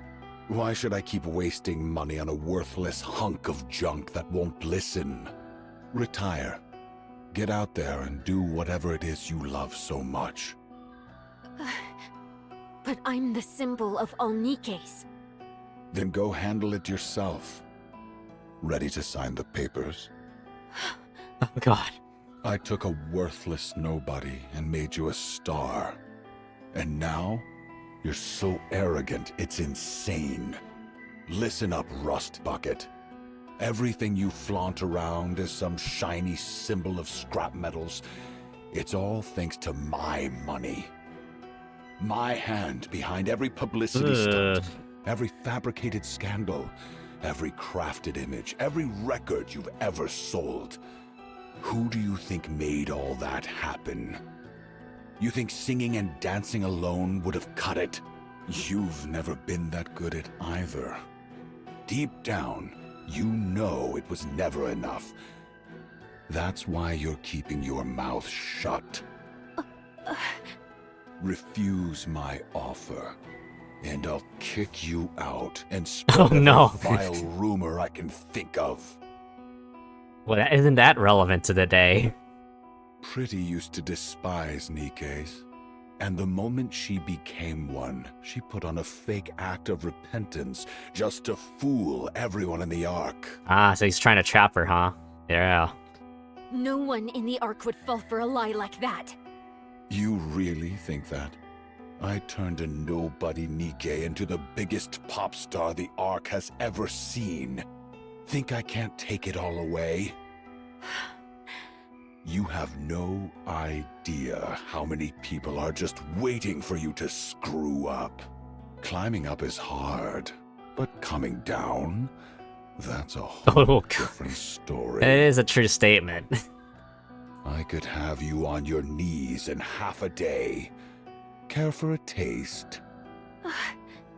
Relax, I'm just joking. Why so serious? Oh my god. Fine, 2 years. Just 2 years with the central government. After that, I'll have you back here. No questions, no excuses. Go ahead, think it over. But how long do you need? I'll talk to him. That bastard. Him again. Fine, have it your way. 3 days. I'll cover you with the sick leave, so use the time wisely. Now get out of my sight. Oh my god, he's just nonchalantly. Alright, we're done. He gives like the best performance of like... This actor is pretty good though. Clearly different actor from the Mustang we know. But I like how he can just kind of flip the switch from like... threatening like... threatening executive to like, carefree, sort of. Usually leaves the room. She still won't break. Unbelievable. Drowned in glamour and indulgence. And she's still standing? Anyone else would have caved by now. Once they fall, I could have molded them however I pleased. She's changed, though. Sloppier. Better at putting on an act. But her core? Still intact. Should I tamper with her nymph? No, too dangerous.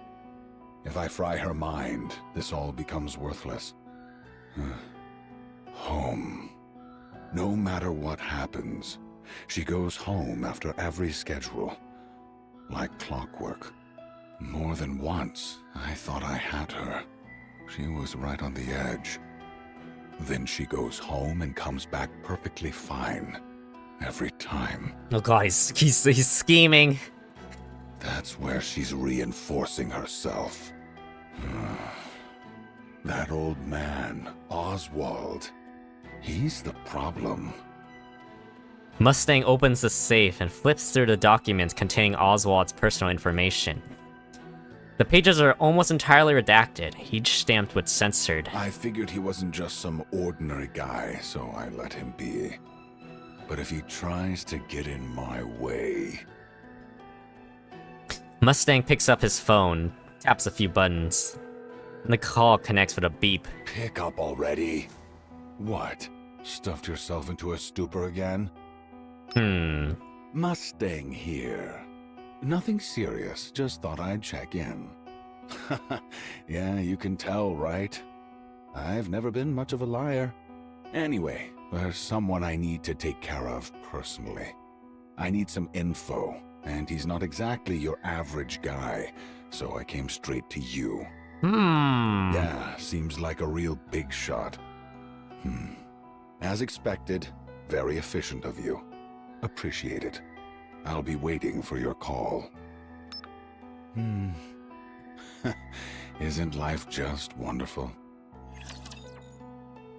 Maybe calling Velvet? To like, you know, look for information? Or someone else? Okay, so we're on 9? Resign. Huh? Go independent. Jeez, mister, I already told you everything Mustang said. Yeah, I heard. What you're really worried about isn't losing access to Tetra's resources. Yeah, that doesn't scare me. I know I can start from scratch again. But honestly, the rumors scare me more than anything. Don't worry, they're just empty threats. He wouldn't destroy something he had painstakingly built. Mustang's not just some ordinary guy. Neither are you. Hmm. You're in a league of your own. I probably shouldn't say this, but right now, no one in the Ark can even think of touching you. You're a symbol everyone looks up to. So go ahead and forge your own path without worry. Wow. Hearing you say that really makes me feel so confident. Okay then, I'll trust you and go my own way. Yeah, I don't need anything else. With you by my side, I can push through anything. Good. Okay, I'm gonna go chat with Hansen real quick. At this hour? Yeah, I've gotta tell him right away. Only speak to him. Huh? What do you mean? It's nothing. Off you go. He's the only one you can trust. Okay, I'm off. See you later. Frisia sprints away. Oswald's eyes follow her, and only when she's gone does he reach for his phone. Oh boy, something's going on here. It's me. It's been a while, Chief. I have a favor to ask. Sorry, Chief, but I'm turning in my resignation tomorrow. I'm sorry. Guess I'll have to put off retirement again. The next day, in Mustang's office at Tetraline. What's this? These are files documenting Tetraline's internal misconduct. They show records of Nikke's being regularly sent to the central government, and the purpose of each dispatch is clearly recorded. So that's supposed to scare me? I just wanted to let you know about this. You just want me to leave Pretty alone, is that it? Yes. Huh. That should be all. I'll take my leave. Hellhound Oswald. Still playing soldier at your age? I could bury you in an instant. But here you are, acting far too recklessly. Go ahead. I've got nothing to lose. What about your daughter? You won't touch Frisia. I trust you're smarter than that. Fine. I'll ask you one thing. He won't touch her. She's Mustang's only chance to get into the big leagues, you know? How'd it feel, abandoning the Goddess Squad on the surface? You did that, didn't you? Oh The no. Goddess Squad deserted after the Ark sealing operation. No. I know exactly what you did. You abandoned them. When you're the CEO of one of the big three, you get to know things. All kinds of things. Old voice logs uploaded into machines. Transcripts from the Ark sealing operation. Now, what was it again? Thank you and the Goddess Squad for everything you have done for humanity. How moving. You really believed you scrubbed that clean, didn't you? No. Anyone with half a brain already knew. They just looked the other way, since the Hellhound was too valuable to lose. And letting the Goddess Squad into the Ark? That would have been inconvenient. So it was quietly brushed aside. Now tell me, how did it feel? Abandoning your precious heroes up on the surface. The poor goddesses, rolling around up there like stray dogs. Just when it looked like they might finally set foot inside the Ark, they were played for fools and abandoned. A tragedy. Truly. Pretty adored the goddesses, too. What a pity. Without a word, Oswald walks past Mustang and heads for the door. Oh no. What's the matter? Cat got your tongue? Stay away from Frisia. Consider this a warning. A warning. How cute. Oswald grips the doorknob. Oh, right. I wouldn't open that door if I were you. Hmm? Is she behind the door? Oswald yanks the door open.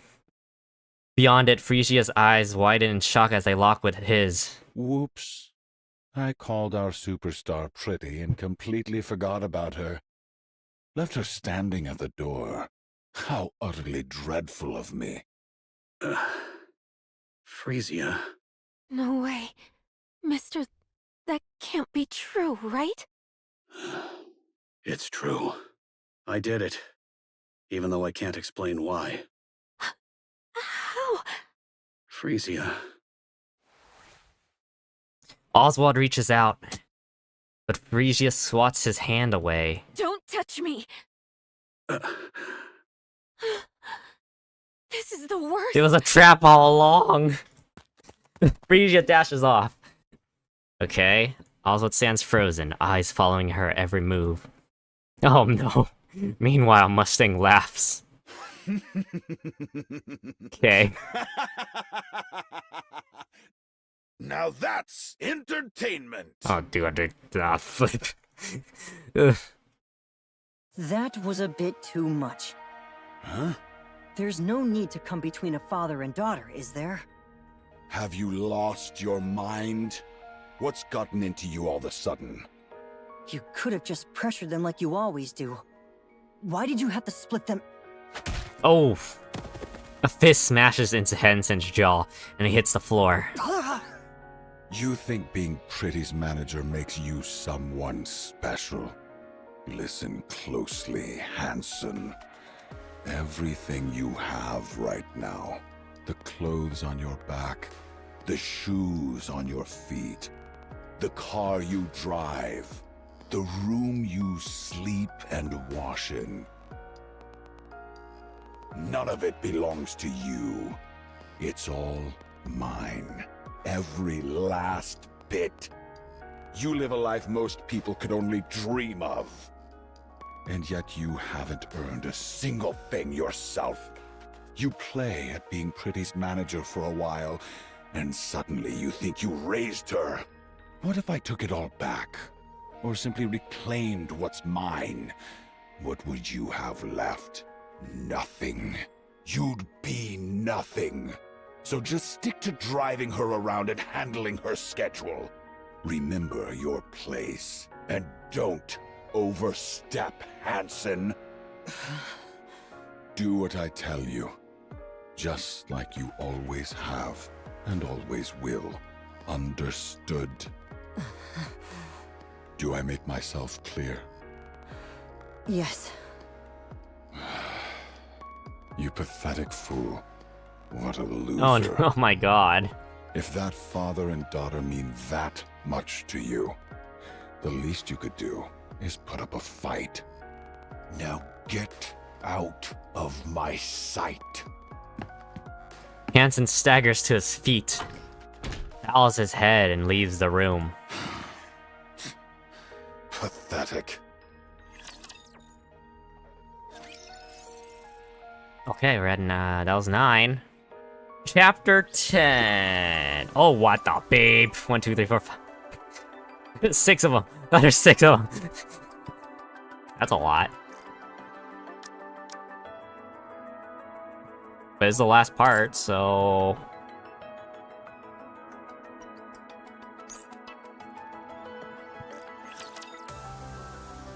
It's serious. This is getting serious.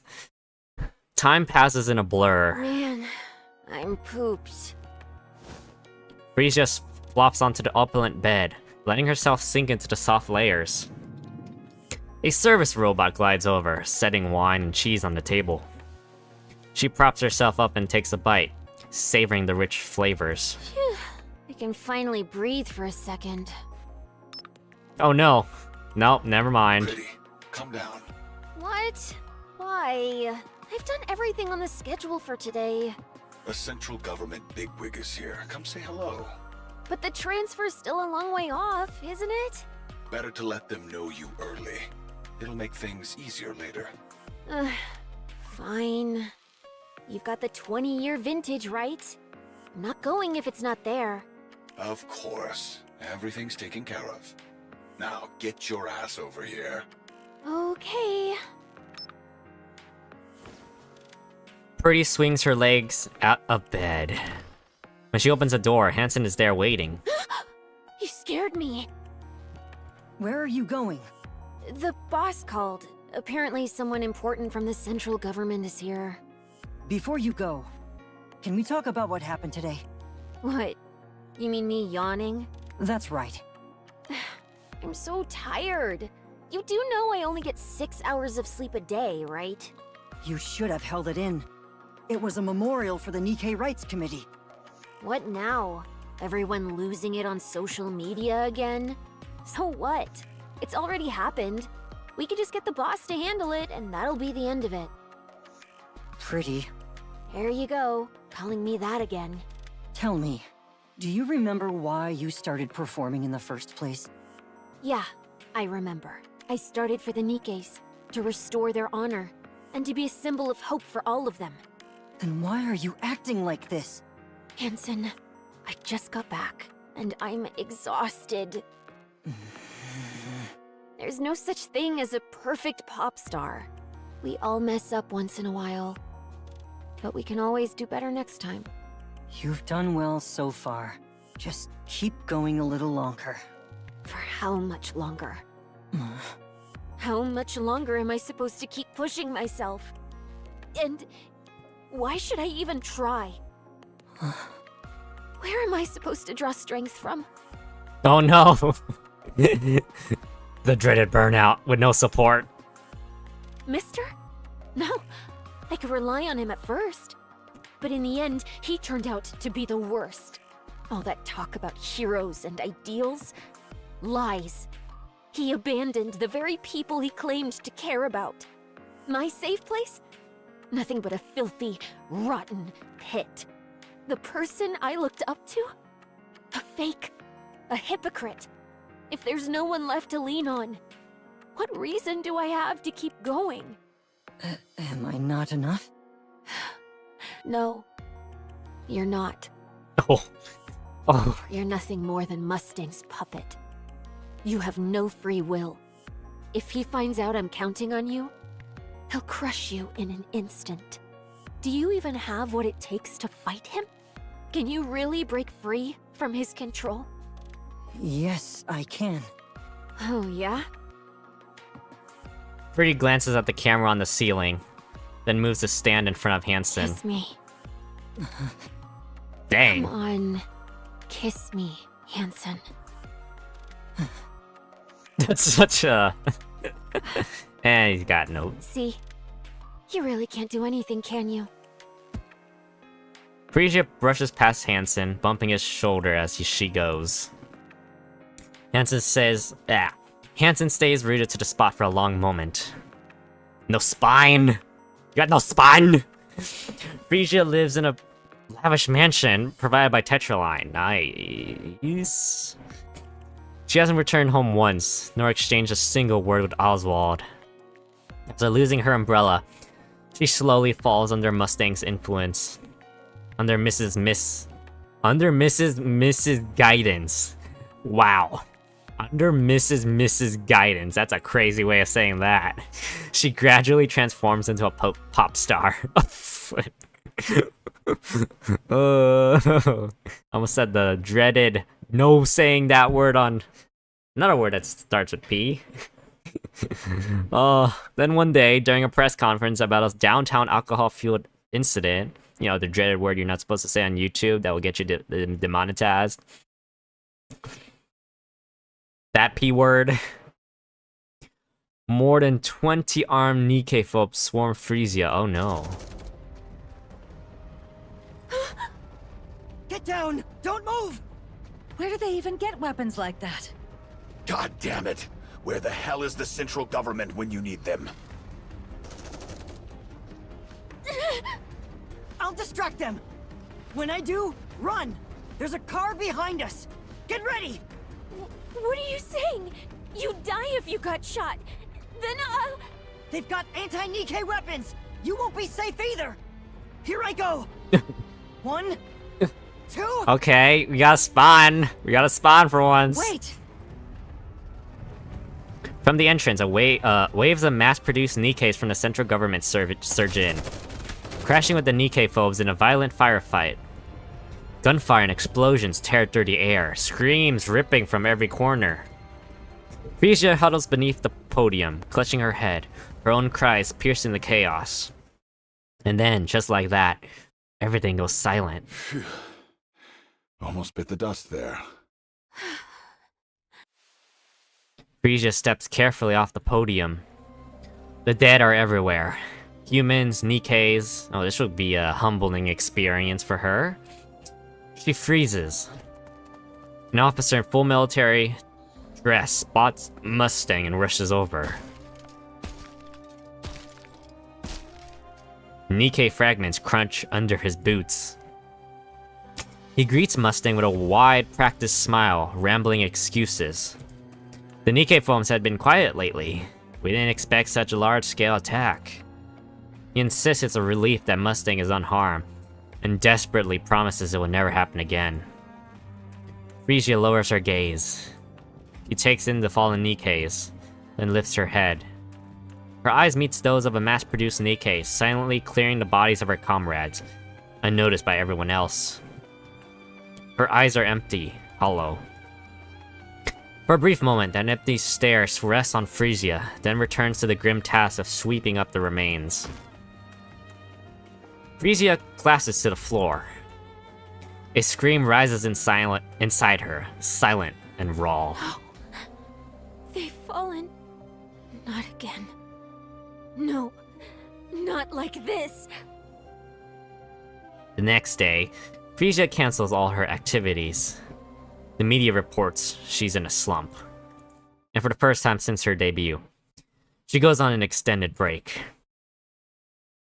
So, really, no one's volunteering for the chairman's visit performance? If you're willing to endure a little embarrassment in the auditorium, there'll be a scholarship and other perks. You don't even have to be that good. Silence falls over the classroom. Okay, no one's volunteering. Each class has to have at least one, so now you're putting me in a bind. Should I just pick someone myself? You wouldn't like that, right? Come on, just grit your teeth and do it. It'll be over before you know it. Help me out here. The class president raises her hand. I recommend Anise. Of course you would. Of course you would. As soon as the class president finishes speaking, a heavy silence settles over the room. She listens to pretty songs all the time. So singing and dancing to one shouldn't be a problem for her. So, what do you think, Anise? Anise stares daggers at the class president. Drunk in her small victory, the class president smiles faintly at Anise before turning away. For the first time in what feels like forever, Anise finally speaks up at school. Yeah, I'll take care of the performance. All right. Whenever you've got a song in mind, just send me a message. Okay. All right. That's it for today. Get home safe. With that, class ends for the day. Anise narrows her eyes, her gaze fixed on the back of the class president's head. Without so much as a glance, she hurriedly packs her bag and slips out of the classroom. That piece of shit! Anise? Yeah? What song are you gonna do? Pretty Star, right? It's her debut song, after all. I have footage of her live performance, so I'll send it to you. Oh, yeah, thanks. You move so well, Anise. You'll totally nail it. Are you going to sing too? Yeah, I guess so? I've also got a high-quality backing track we can use. If it's okay with you, I can help out too. Thanks a lot. But you sure you want to do this? You mean the class president? It's fine. You're gonna be doing a pretty song, after all. Two of my faves together. I can put up with the class president for this. Are we starting today? Maybe we should.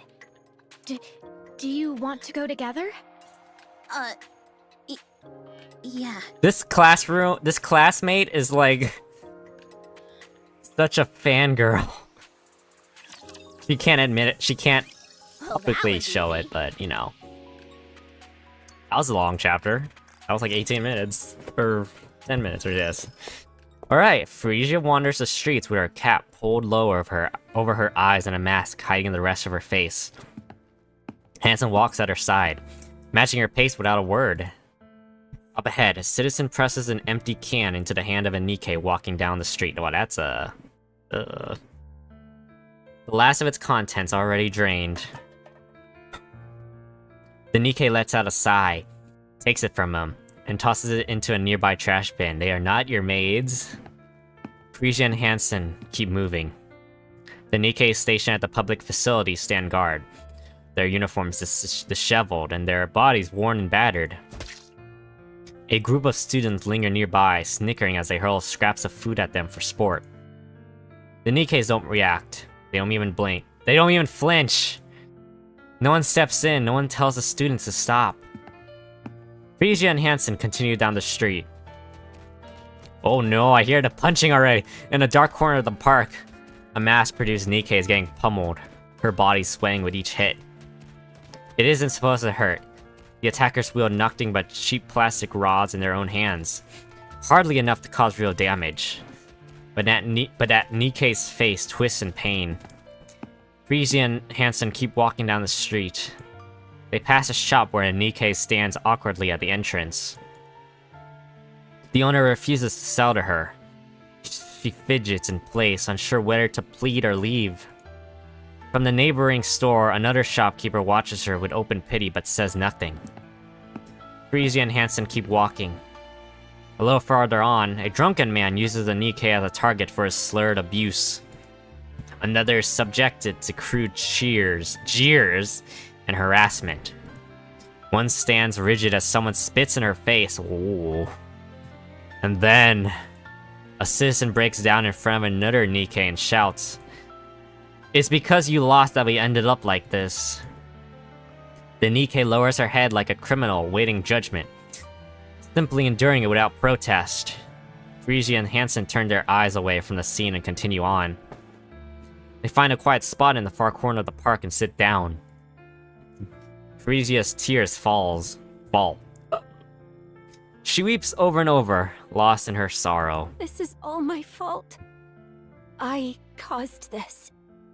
Things were different in your heyday. I can't say there were no Nikke phobes, but people were careful about how they acted. At least, society treated Nikkes kindly back then. Everyone believed you would be a symbol forever. There's no such thing as forever, is there? Everyone expects me to be perfect. I can do it, but it never ends. How long do I have to keep being flawless? I'm tired too. It's hard. And the moment I slip up even a little, everyone judges me, even more harshly. And that affects the whole world. Because I'm a symbol, and everyone looks up to me. So I gave up. It was just too much. And this is the result. I don't know if I can do it again, because it would never end. If only Mister were here. Tell me, what exactly am I supposed to do, Hansen? I don't know. Oh god, it's probably Mustang. Take it. I'm sure it's Mustang. Yeah. Sorry. Hansen answers the phone. Oh, a torrent of shouting blasts from the other end. Harsh and unrelenting. When he hangs up, he turns to Frisia with an unreadable expression. Go ahead. I'm just going to sit here for a bit. Sorry. Frisia does not respond. Anzen rises from his seat, casts her a quick glance, and takes off running. The park is silent under the night sky. Frisia stares into the empty space, lost in thought. I just don't know anymore. Ken, Of course the fangirl would recognize, would recognize her idol. can I get your autograph? Who are you? Fan. I'm your fan. You know who I am? Pretty. How'd you know? Your body shape and fashion style. You're a stalker. No way! How on earth did you figure out it's me? 'Cause I'm a fan. How old are you? 17. You're still so young. Frisia stares at Anise intently. Her eyes glitter with excitement, betraying the thrill she's trying to contain. It's the unmistakable expression of a fan. Sit. I've been feeling a bit down, so let's chat for a while. Wow, really? Shh. Keep it down. Someone might hear us. Anise has always been, big mouth. Anise sits down next to Frisia. Wow, this feels like a dream. Why do you like me? Because whenever I see you, I feel like I can take on anything. Oh, really? I don't know. You just give me strength. You know, I used to get picked on for standing up to the popular kid in class. But listening to your songs helped me get through it. And now, I feel like I can handle whatever comes next. It's like this little spark of hope that tells me things are gonna be okay. Hope. Yeah! At first, your songs totally saved me. Wait, scratch that. They gave me strength. Then just seeing you on TV was enough to keep me going. And now, even a photo of you does the trick. I've been stirring up all kinds of trouble lately. Can't say for sure. I've mostly just been listening to your songs lately. So, for me, you're still at your absolute coolest. Is that so? Thank you. You really know how to comfort people. And you're so mature for your age. Oh, right! I've been practicing Pretty Star lately. Wanna see? I'm going to perform in the school talent show. You know that super popular kid I told you about? Uh-huh. She set me up for this Oh. on purpose to screw me over. Kids these days really don't mince their words. I'm gonna go out there and blow everyone's socks off. Plus, I've got a friend helping me too. And after that? I haven't really thought about it. Just want to get a little payback. You've got a dream, hope, and the drive to make it happen. It's all thanks to you. Did I really give you hope? Yes. Can I really keep doing this? Of course! You've done it all along. And I'm sure you'll keep going. Huh. Okay, let's see you dance. Show me what you've got. Huh? Yeah. It's like, well, really? Huh? Really? Okay. The quiet park comes alive under the night sky. Anise dances with pure joy as Frisia watches, a soft smile lighting her face.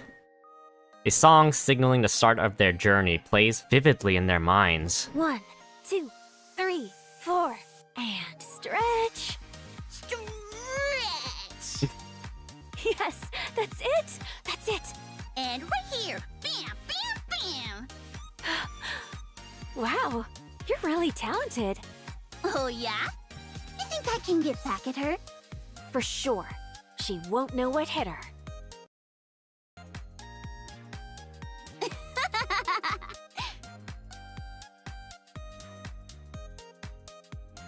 That was so much fun. I know, right? By the way, I noticed you always tilt your head back during breaks on stage. Why do you do that? Is it some kind of breathing technique? I do? How'd you know? Well, I've watched tons of your practice videos and stuff. Oh, wow. You're such a big fan. Damn right. Up on the surface. It was so nice to just sit and watch the clouds pass by. Especially when you've been waiting for someone endlessly. Somehow, watching them made time fly. And it felt really good. Oh, Anise looks up at the sky. I can't see anything though. Well, yeah. It's night, and we're not even on the surface. Whoa, it's getting pretty late. Shouldn't you be heading home and getting some sleep? Oh, yeah. Oh yeah, the autograph. I almost forgot the most important thing. It's fine. I already got something way better. No, you give them the... Fair enough. Give her the autograph. Hang in there, pretty. You've got this. You should at least have given her the autograph. I don't know all the details, but hang in there. To me, you'll always be my idol. Me? Your idol forever? I'll be your idol. Really? Alright. I'll hang in there. Thank you. Alright, I'm off. Take care now. See ya. Stay safe. Anise runs ahead, brimming with energy. Frisia watches her for a while, then turns and starts walking away. An idol forever. Well, that was easy. Okay, 11. It's like 12 minutes. There's no such thing as a pop star that lasts forever. Never has been. Time passes, tastes change, and eventually, even the brightest stars fade. It's just the way things are. In a way, it is only natural. There's a reason people say you should leave on a high note. You mean retirement? Yes, retirement. After that, people don't nitpick every little detail anymore. And you get more freedom in a way. Even if your fame fades, it doesn't matter. You've retired, after all. Your fans will get it since you can't keep running at full speed forever. Why? Do you want to retire? I'd be lying if I said I didn't. That won't be easy. Mustang won't just let it happen. He'll use any means necessary to keep you from leaving. I figured. You know by now, he stops at nothing to get what he wants. Oh, yeah. I guess there's no getting out of this, huh? I doubt it. If I can't be a pop star forever, and I can't retire, what does that leave me with? At this point, all I can do is delay the inevitable. And in the end, I'll vanish completely, leaving no trace. I'm sorry. I didn't expect you to say something like that, Mrs. Miss. I'm the one who made you a pop star. So I always knew this day would come. Still, there was nothing I could do. Was it for the money? Money? I already have more than I could ever need. The Ark was drowning in darkness. It needed a star. And you were born to be that star. A star. Bright stars cast their light over everyone. Those who gaze up at them are captivated and forget their troubles, even if only for a moment. For that brief instant, pain fades, and all that remains is joy. That's the power of entertainment. You're a star. The Ark Star. My job is to buy as much time as I can until that star dims. Until the next one rises. So I'll help you with anything. Except retirement. I don't know whether I should thank you or resent you. Then resent me. It'll make things easier. You seem troubled. Have you talked to your father? Don't tell me you haven't gone to see him even once all this time? Yeah. I don't want to meet that person who would abandon his heroes. What's wrong? Right. There really aren't any stars who last forever. Sorry, I should get going. Thanks for talking with me. God dang it, go man. All right. Take care on your way. Go see Oswald, you did the best. Okay. Okay. That's frustrating. Frisia lingers in front of the door, caught between leaving and staying. Oh, maybe she is doing okay. She hesitates again and again, unsure if she should go back. At last, she turns to leave, but then a soft cough drifts from inside. Present for a moment, she finds herself reaching for the door, stepping inside as if drawn by some invisible force. The house she remembered was always bright, always clean, always warm, always welcoming her like an old friend. Now it's all dark, but now the house is dark. The smell of alcohol hangs heavy in the air. It's always alcohol. Cold bites through the rooms. Frisia turns on the light. Countless empty bottles are scattered across the floor. Oswald slumps on the sofa, staring at Frisia with a vacant, hollow look as if his mind has drifted far away. Mister. Frisia. You're back. You've been through a lot. Oswald wobbles to his feet, swaying slightly as he passes Frisia and stops in front of the kitchen. English is hard. Hold on. I'll make you something. Oswald rummages through the fridge, but finds nothing. It's got a little cold. This is quite the predicament. Mister. It's fine. I'll figure something out. Oswald searches the cupboard, but it's completely empty. Mister. Go ahead and watch some TV. I'll have something ready in a minute. Dad. Look at me. Oh no! Please. The tears. Oh, eyes kind of getting heavy. Oswald turns around. Frisia looks at him for a long moment, then reaches up and gently strokes his cheek. Why does your face look like this? Have you been eating properly? Yes.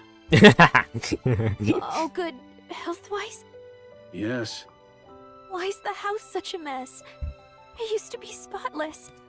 And you never drank before. Why are you drinking so much now? It's just for today. That's a lie. I know you better than anyone. Why are you living like this? Huh? Because you're not here. Since when? Since you left. Frisia hugs Oswald tightly. Sorry. I'm back. Frisia and Oswald sit across from each other. Water is all they have to drink. With cups set between them, they finally talk about the things they've avoided for so long. I abandoned my heroes. There were reasons, yes, but nothing that could ever excuse what I did. I was consumed by guilt, and the thought that I'd betrayed them. I didn't even want to be alive. But you were there. Just knowing you were there made it impossible to give in. It was enough to comfort me. So, I kept going. I kept living. As best I could. Yeah, I know that better than anyone. That's why I left. And why things ended up like this. I know you can't forgive me. I won't make excuses. Abandoning the Goddess Squad was my fault. I can't explain why, but I won't deny it. I just couldn't bear to see my heroes, everyone's heroes, fall apart. I don't know all the details. But I'm sure you had your reasons. Even if I can't say for sure, I know something terrible would have happened if the Goddess Squad had come to the Ark. They could have been broken, fallen from grace. or even died. That's why you abandoned them. You didn't want to see any of that happen to them. You wanted them to remain as heroes forever. Yeah, I think I get it. Heroes aren't allowed to break. They're supposed to stay untouchable. But time, people, the world, they tear them down anyway. In the end, every hero falls.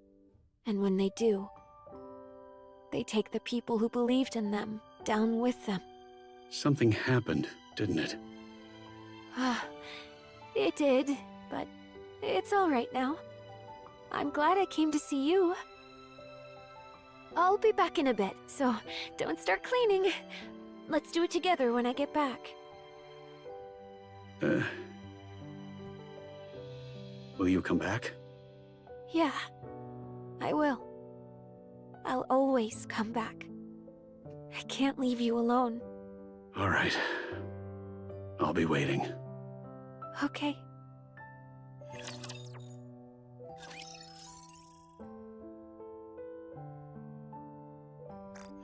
Well, that was sweet. That was a sweet chapter. Pretty announces her return. She offers a heartfelt apology for her past recklessness and promises to return to her true self. She steps away from the spotlight as a pop star, dedicating her days and nights to defending Nikke rights. The Nikke Rights Committee, once weakened by her erratic actions, quickly regains its influence, and public support rises once more to the heights of her heyday. Pretty shines as the Arc star and stands as its symbol. She knows better than anyone the ripple effects of her actions across the Arc. Driven by that awareness, she strives to show only her best self, and her efforts begin to bear fruit almost immediately. Ugh, so busy. I'm not even singing and it's this crazy? How on earth did I even manage all this back then? Still, things have been going well lately, and I can't help but think back to when you first debuted. Feels like I've gone back to square one. Then we'll start again. Think you can keep going? Absolutely. Come on, let's nail the next one perfectly. All right, let's go. Not bad. Sprucing up her image before heading to the central government, huh? Smart move. She's a first-rate celebrity. I'll give her that. Pretty handled it herself. She's been wreaking such a mess. I was honestly starting to get worried. My finest product for the central government is rotting right before my eyes. So, she's still going home? Yeah, every single day. What's the matter? Upset that you can't control everything? Oh yeah, he's upset. I suppose not even the great Mustang could come between a father and his daughter. Silence. Never mind. Results are what matter. Go all in for the Arc superstar. Naturally. I want to get back to... Oh, I Anise. finished recording everything. You were amazing, Anise. I really think our class is going to win first place. Oh, stop it. I honestly think you'd make a great pop star. I really mean it. A pop star, huh? Yeah. If you ever become one, I'd want to be your manager. It'd be so much fun, traveling around, performing everywhere. Hey, keep it down, will you? Yeah, sorry. Let's head outside.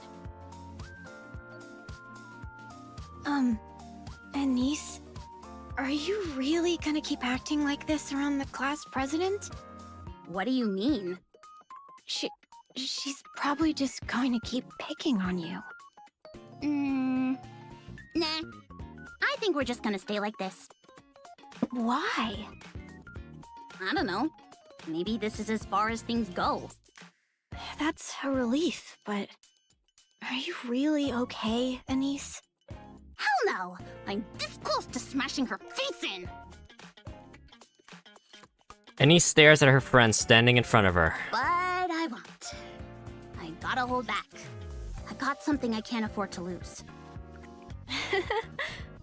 What about you? How are you holding up? I'm fine. I never really stood out in class anyway. Now I'm really curious if this classmate of hers is relevant to the anniversary story.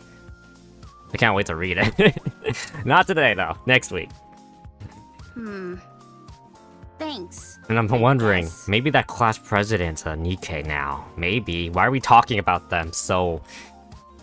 We're focusing on them so, unexpectedly. I'm wondering. Annie's gazed absent-mindedly into the classroom through the window.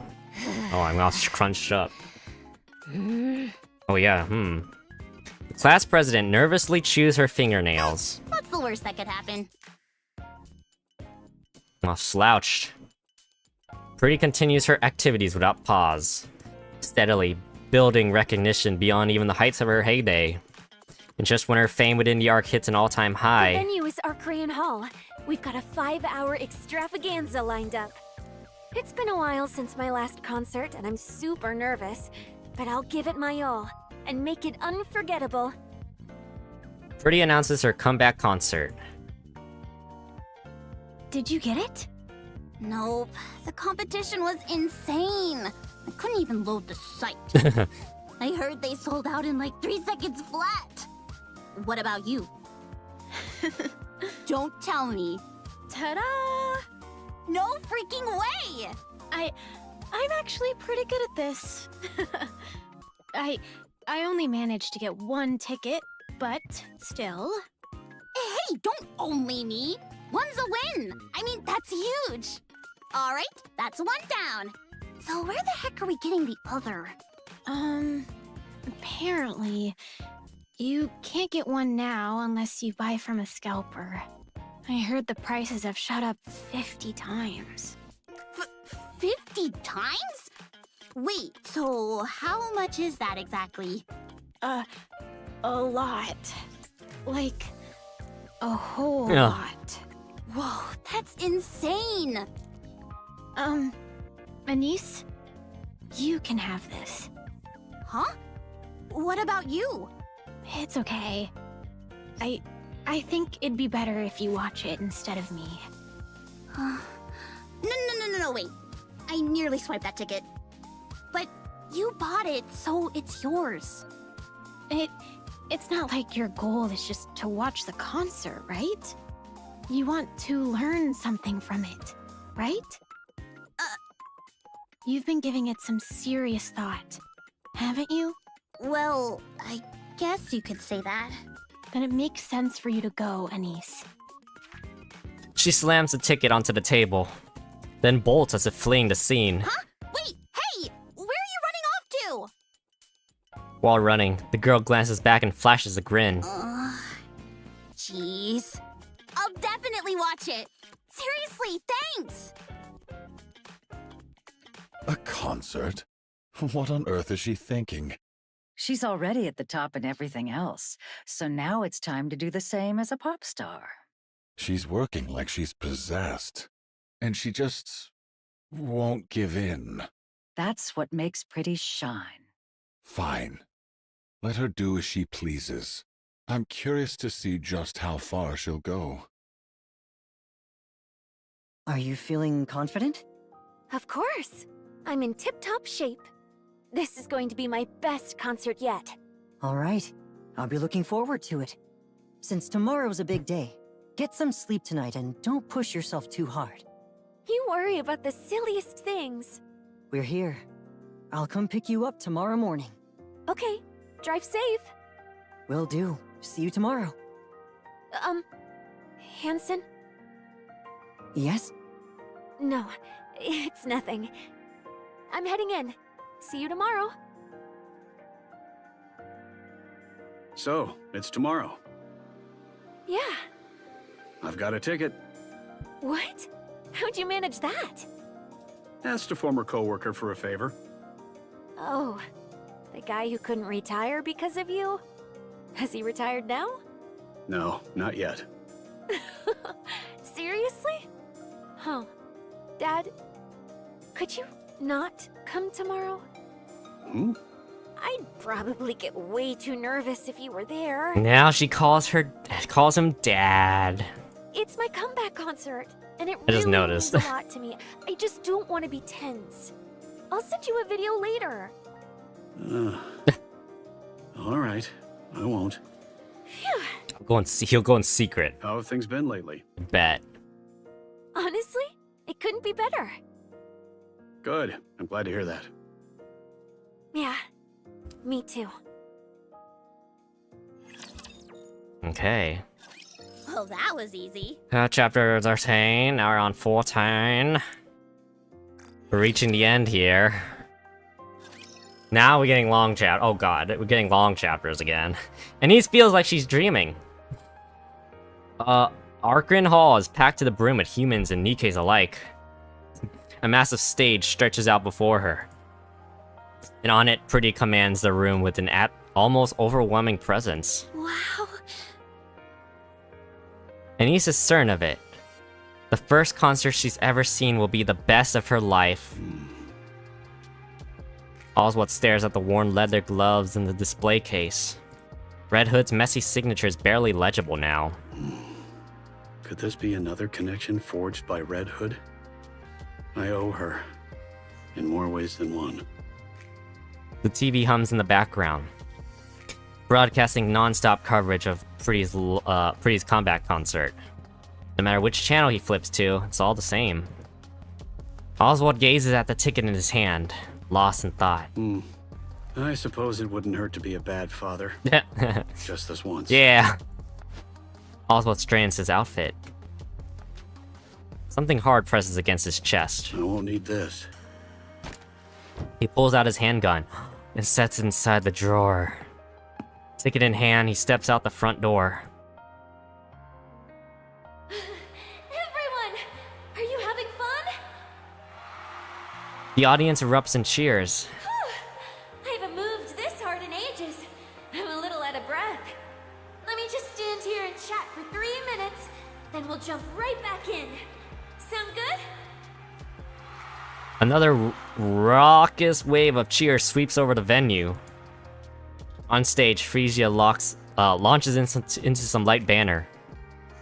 Honed by countless variety shows, her words flow effortlessly, leaving the audience hanging on every line. She's incredible. Spellbound, Anise watches Pretty on stage, hanging on every word. Then, she notices something off about the 3 figures ahead of her. Their movements are strange. The crowd in the stands is shrouded in darkness, making it hard to see clearly. Even so, Anise doesn't take her eyes off them. They fumble, searching for something. One pulls a metal rod from their coat. Another retrieves a heavy-looking chunk of metal. The last moves with practiced precision, assembling the pieces together. A flash of light. The completed object catches a faint glow for a moment, its outline glimmering in the dimness. What? All at once, Anise realizes that what they've assembled is a gun. Anise charges forward, but the crowd is packed too tightly. She can barely move. Still, she forces her way through. Slowly, a path begins to open. She pushes harder, closing in on the 3 figures. Just a little more and she can stop them. In that instant, the person in the center jumps up and raises the gun, aiming straight at the stage. A chill runs down Oswald's spine. A sound you'd never expect to hear at a concert reaches his ears. It was the sharp clicks and clanks of a gun being assembled. Oswald lunges towards it, heart hammering. Up ahead, he spots the 3 acting suspiciously. His hands slip into his jacket, and he forgets his gun. It's empty. He left it at home. Without thinking, he tears forward. In that instant, the person in the center jumps up and raises the gun, aiming straight at the stage. All right, everyone. Next time you see a Nikke, make sure you greet her with a smile, okay? They're the goddesses of victory, who put their lives on the line for us. The crowd explodes into cheers. At the same time, Someone vaults onto a folding chair. Frisia catches sight of a dark circle aimed at her. A gun barrel. Then a flash erupts from its mouth. You can't be serious. Oh, but I am. No matter how I look at it. This is the only way. No hero lasts forever. Every star falls. Every symbol breaks. Time, people, the world itself, none of them will just leave you be. But there's one way to change that. One way to remain a symbol who never falls from grace. Who never breaks. Absolutely not. You think I'd entertain that for a second? Come on, Mrs. Miss. You know exactly what I mean. I'm going to give it everything I've got. Harder than ever before. I'll push myself so far that even at my peak, no one could compare. I'll become a superstar no one can even touch. But I'll need your help. More than ever. I can do this. This time, there's a real finish line. And when I reach the very top, I'll hold a concert. Something big will happen. I can feel it. And on that day, in that place, I'll shine forever. Why are you telling me this? Please, find the next star. I won't shine forever. Even the brightest light fades with time. Before mine does. I need you to discover who will shine next. The Ark's new star. That's something only you can do, Mrs. Miss. We know I've created a monster. I never meant to drag you into this. It just hit me. You're the first and last teacher I'll ever have. A bullet. That's the thing flying at me, huh? Back when I was a human, I only ever saw a flash. Never the bullet itself. So that's what a bullet really looks like. Crazy that something so small can kill someone. It's slow, though. I can dodge it easily. Maybe I can even catch it. But a normal Nikke probably can't pull that off. Oh, right! Dad mentioned something about Lillyweiss in the hallway the other day. Maybe I really do have a knack for combat. If I'd become a Nikke sooner, could I have ended up like the goddesses? But what if it hits me and I'm fine? No, it's okay. I swapped to a lighter frame and made sure the area around my forehead is fragile. Let's see. At this angle, it'll hit my neck. Better shift a little. Yeah, this position's good. I'm kind of amazing, huh? Dodging bullets and everything. Okay, that's enough. This is it. No matter how I think about it, this is the only way. I'd be lying if I said I don't have any lingering feelings. But I don't regret this. I leave the rest to you, Mrs. Hanson. Oh shoot. I'm sorry. And... Dad. I love you. Thank you for being my dad. I was really, truly happy. Goodbye. Freddy crumples to the floor. A chorus of shrieks ricochet off the wall. People shove and scramble for the exit as the venue spirals into chaos. Meanwhile, Anise charges the Nikke phobes and grabs one around the waist.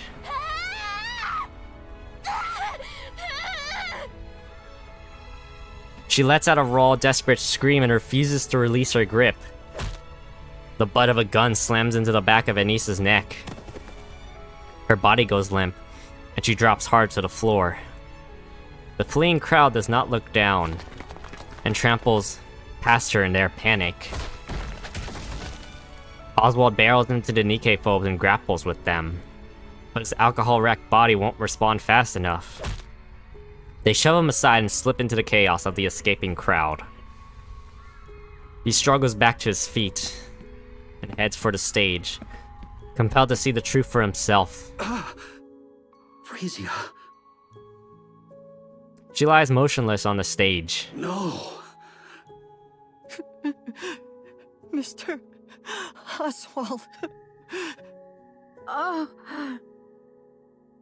No. Frisia. Oswald pulls Frisia into his arms. In that instant, he understands everything she was trying to do. A storm of grief and pride surges through him. Even so, he... No. all he can do is let his grief spill out. Pretty was shot and killed during her comeback concert. The 3 suspects are arrested within 20 minutes and identified as extreme Nikke phobe. Well, that was quick.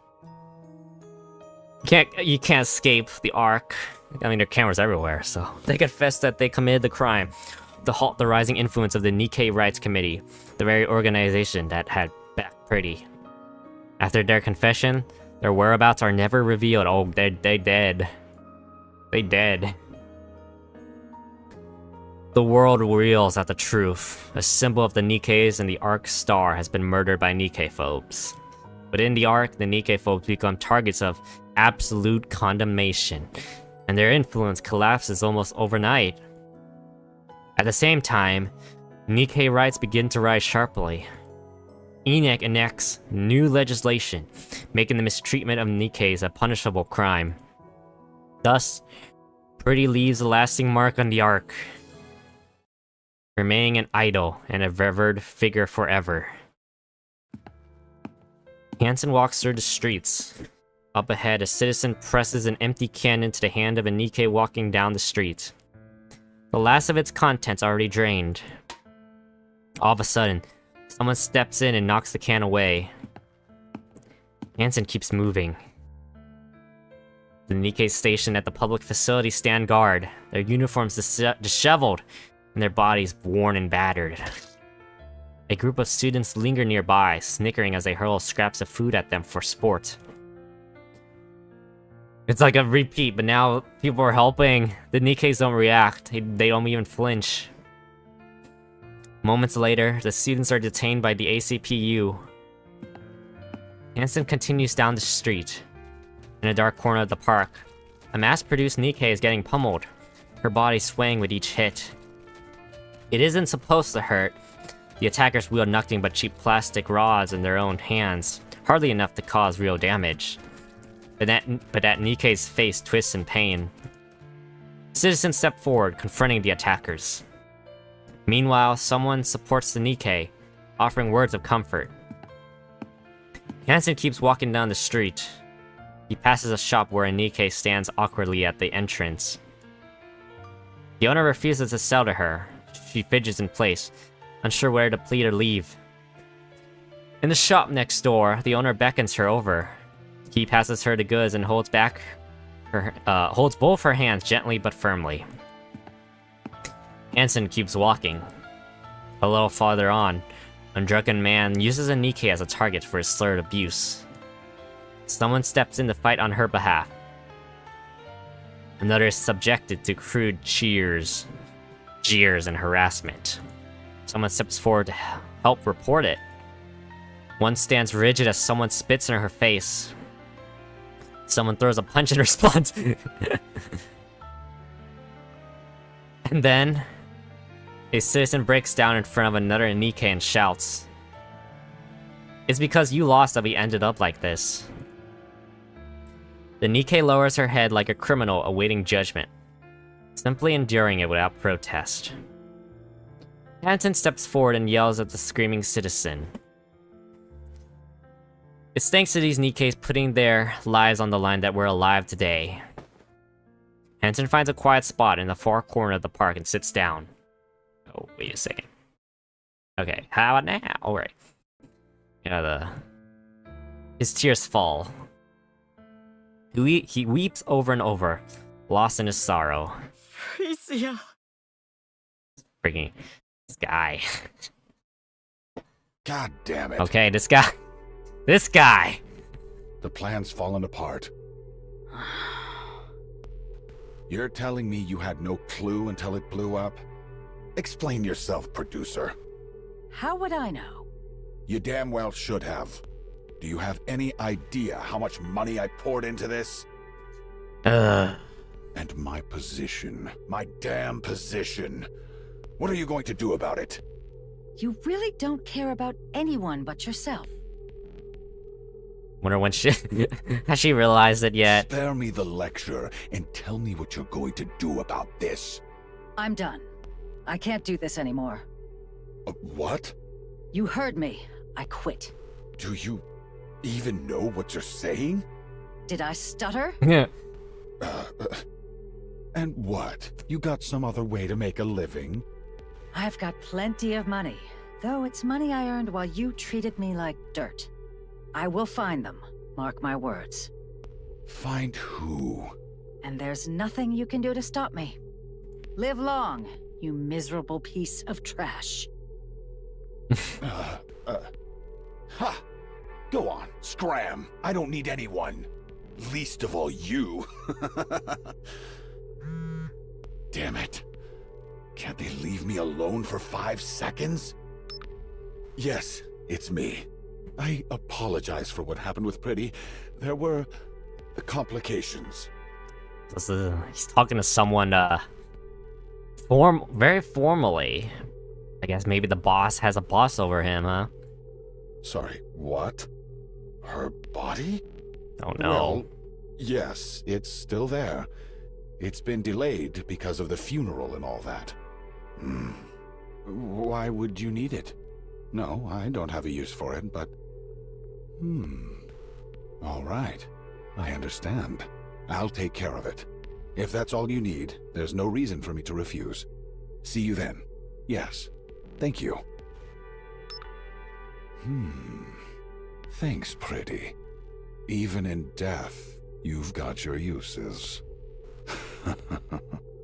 Now that's entertainment. Oh god. With a soft click, Oswald returns home and switches on the lights. He starts preparing a meal. 2 plates are set neatly on the table. After eating, Oswald settles onto the couch and plays Frisia's performance. He keeps watching until he drifts off to sleep. He wakes up to find it's his day off. The performance plays again. He remains absorbed, watching until sleep claims him once more. For Oswald, time has stopped.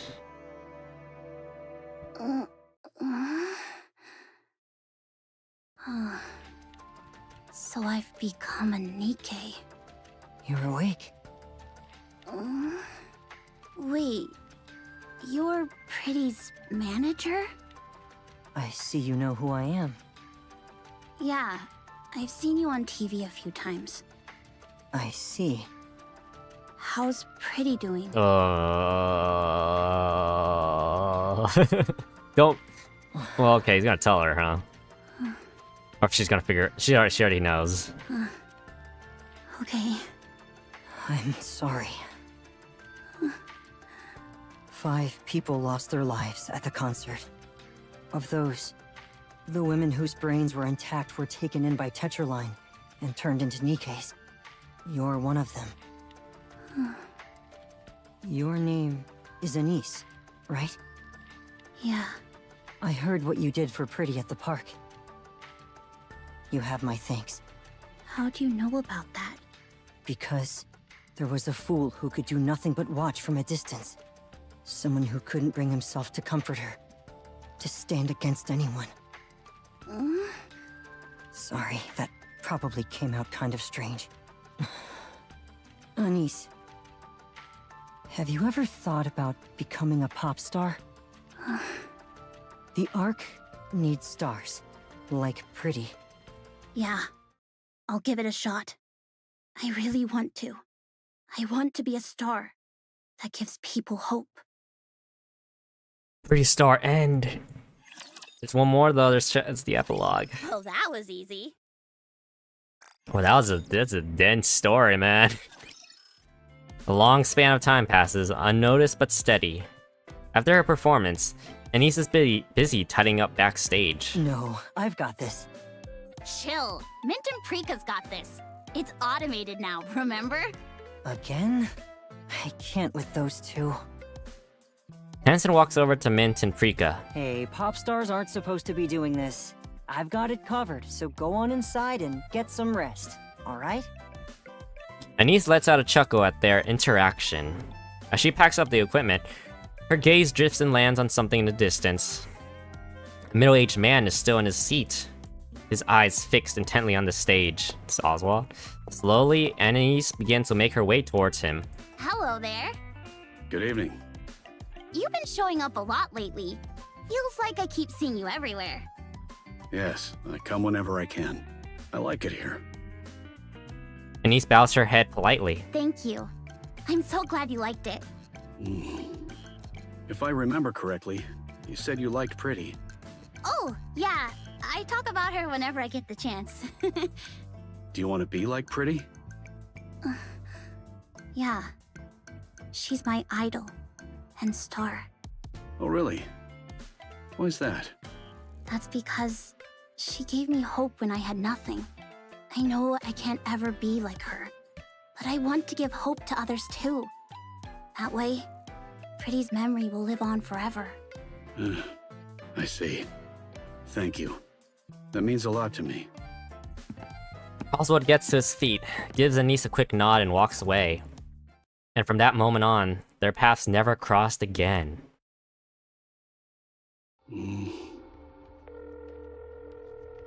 Hello? I have a favor to ask. Oh man. I figured you'd be calling. What can I help Isn't he retired now? I'd like to leave a record. Guess not. of your daughter? No. Frisia will live on as a symbol. The world won't let her be forgotten. Then what kind of... Chief, the Goddess Squad's records have all been completely erased. Even leaving a single record now would be a serious crime. I have come to a firm belief. Those who have illuminated the world must not fade nor be forgotten. If the world rejects their existence, I will ensure they are preserved, even if it means leaving them in the farthest corners. When the world is finally filled with light again, I want that light to reach them as well. Please, help me. Got it. Looks like retirement's off the table. He's having to delay it. I feel bad for the guy. I'm sorry. More time slips by. Unable to escape the march of time, Oswald's hair has turned completely white. He dots the final period on the last page. Closing the book, he sets a pair of worn leather gloves on top and shuts his eyes. Leaving a record while evading the watchful eyes of the central government is no easy task. In the end, though, he succeeds. Oswald feels the weight of exhaustion pressing down on him. Just then, someone taps him on the shoulder. I'm here. Arthur. Do I know an Arthur? Do we know Arthur? You've arrived. How have you been? Same as always. I'm sorry, Arthur. I didn't take care of you the way I should have. What are you saying? I've always respected you, Dad. After my biological father fell in the line of duty, you took me in and raised me without ever asking for anything in return. You gave me the strength to stand tall in a world like this, and for that, I'm truly grateful. If there's one thing I resent, it's that my old man never got to retire because of you. Oh. I'm joking. My father always respected Oh, you. so he's the son of that one guy. Dang. Literally taking the 1 day from retirement meme, and then he dies. Ugh. And so do I. I've been training hard.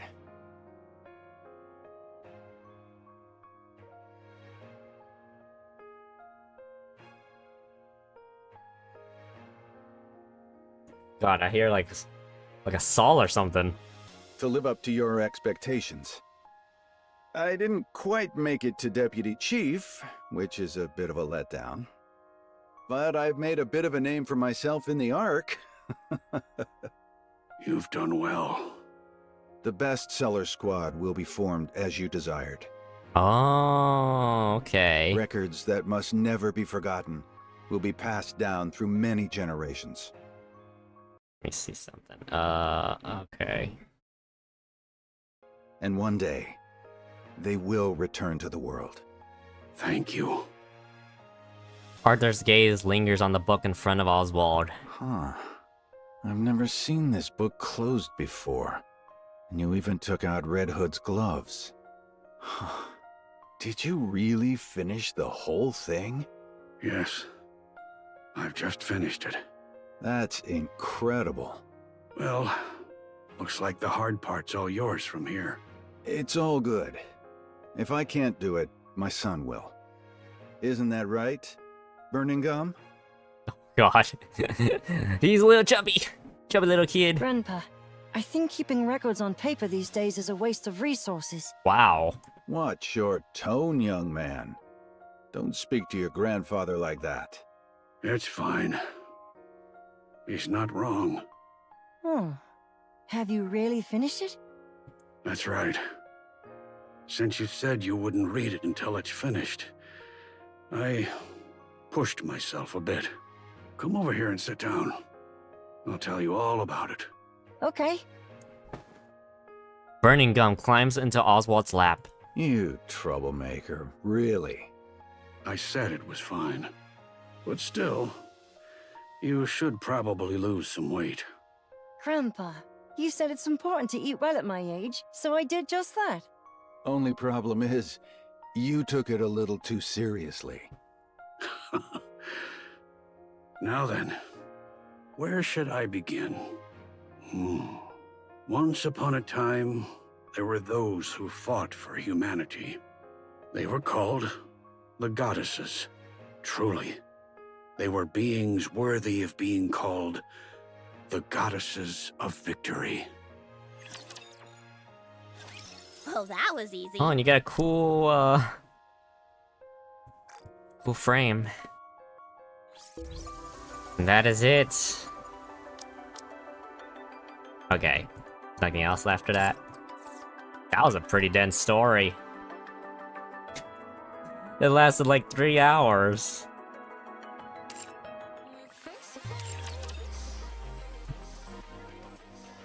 Aw. I'm really curious now about Anis's classmates. They said 5 died during the stampede. So there are four others. I wonder who they are. I want to know. They have to be in this in the Star Anise story.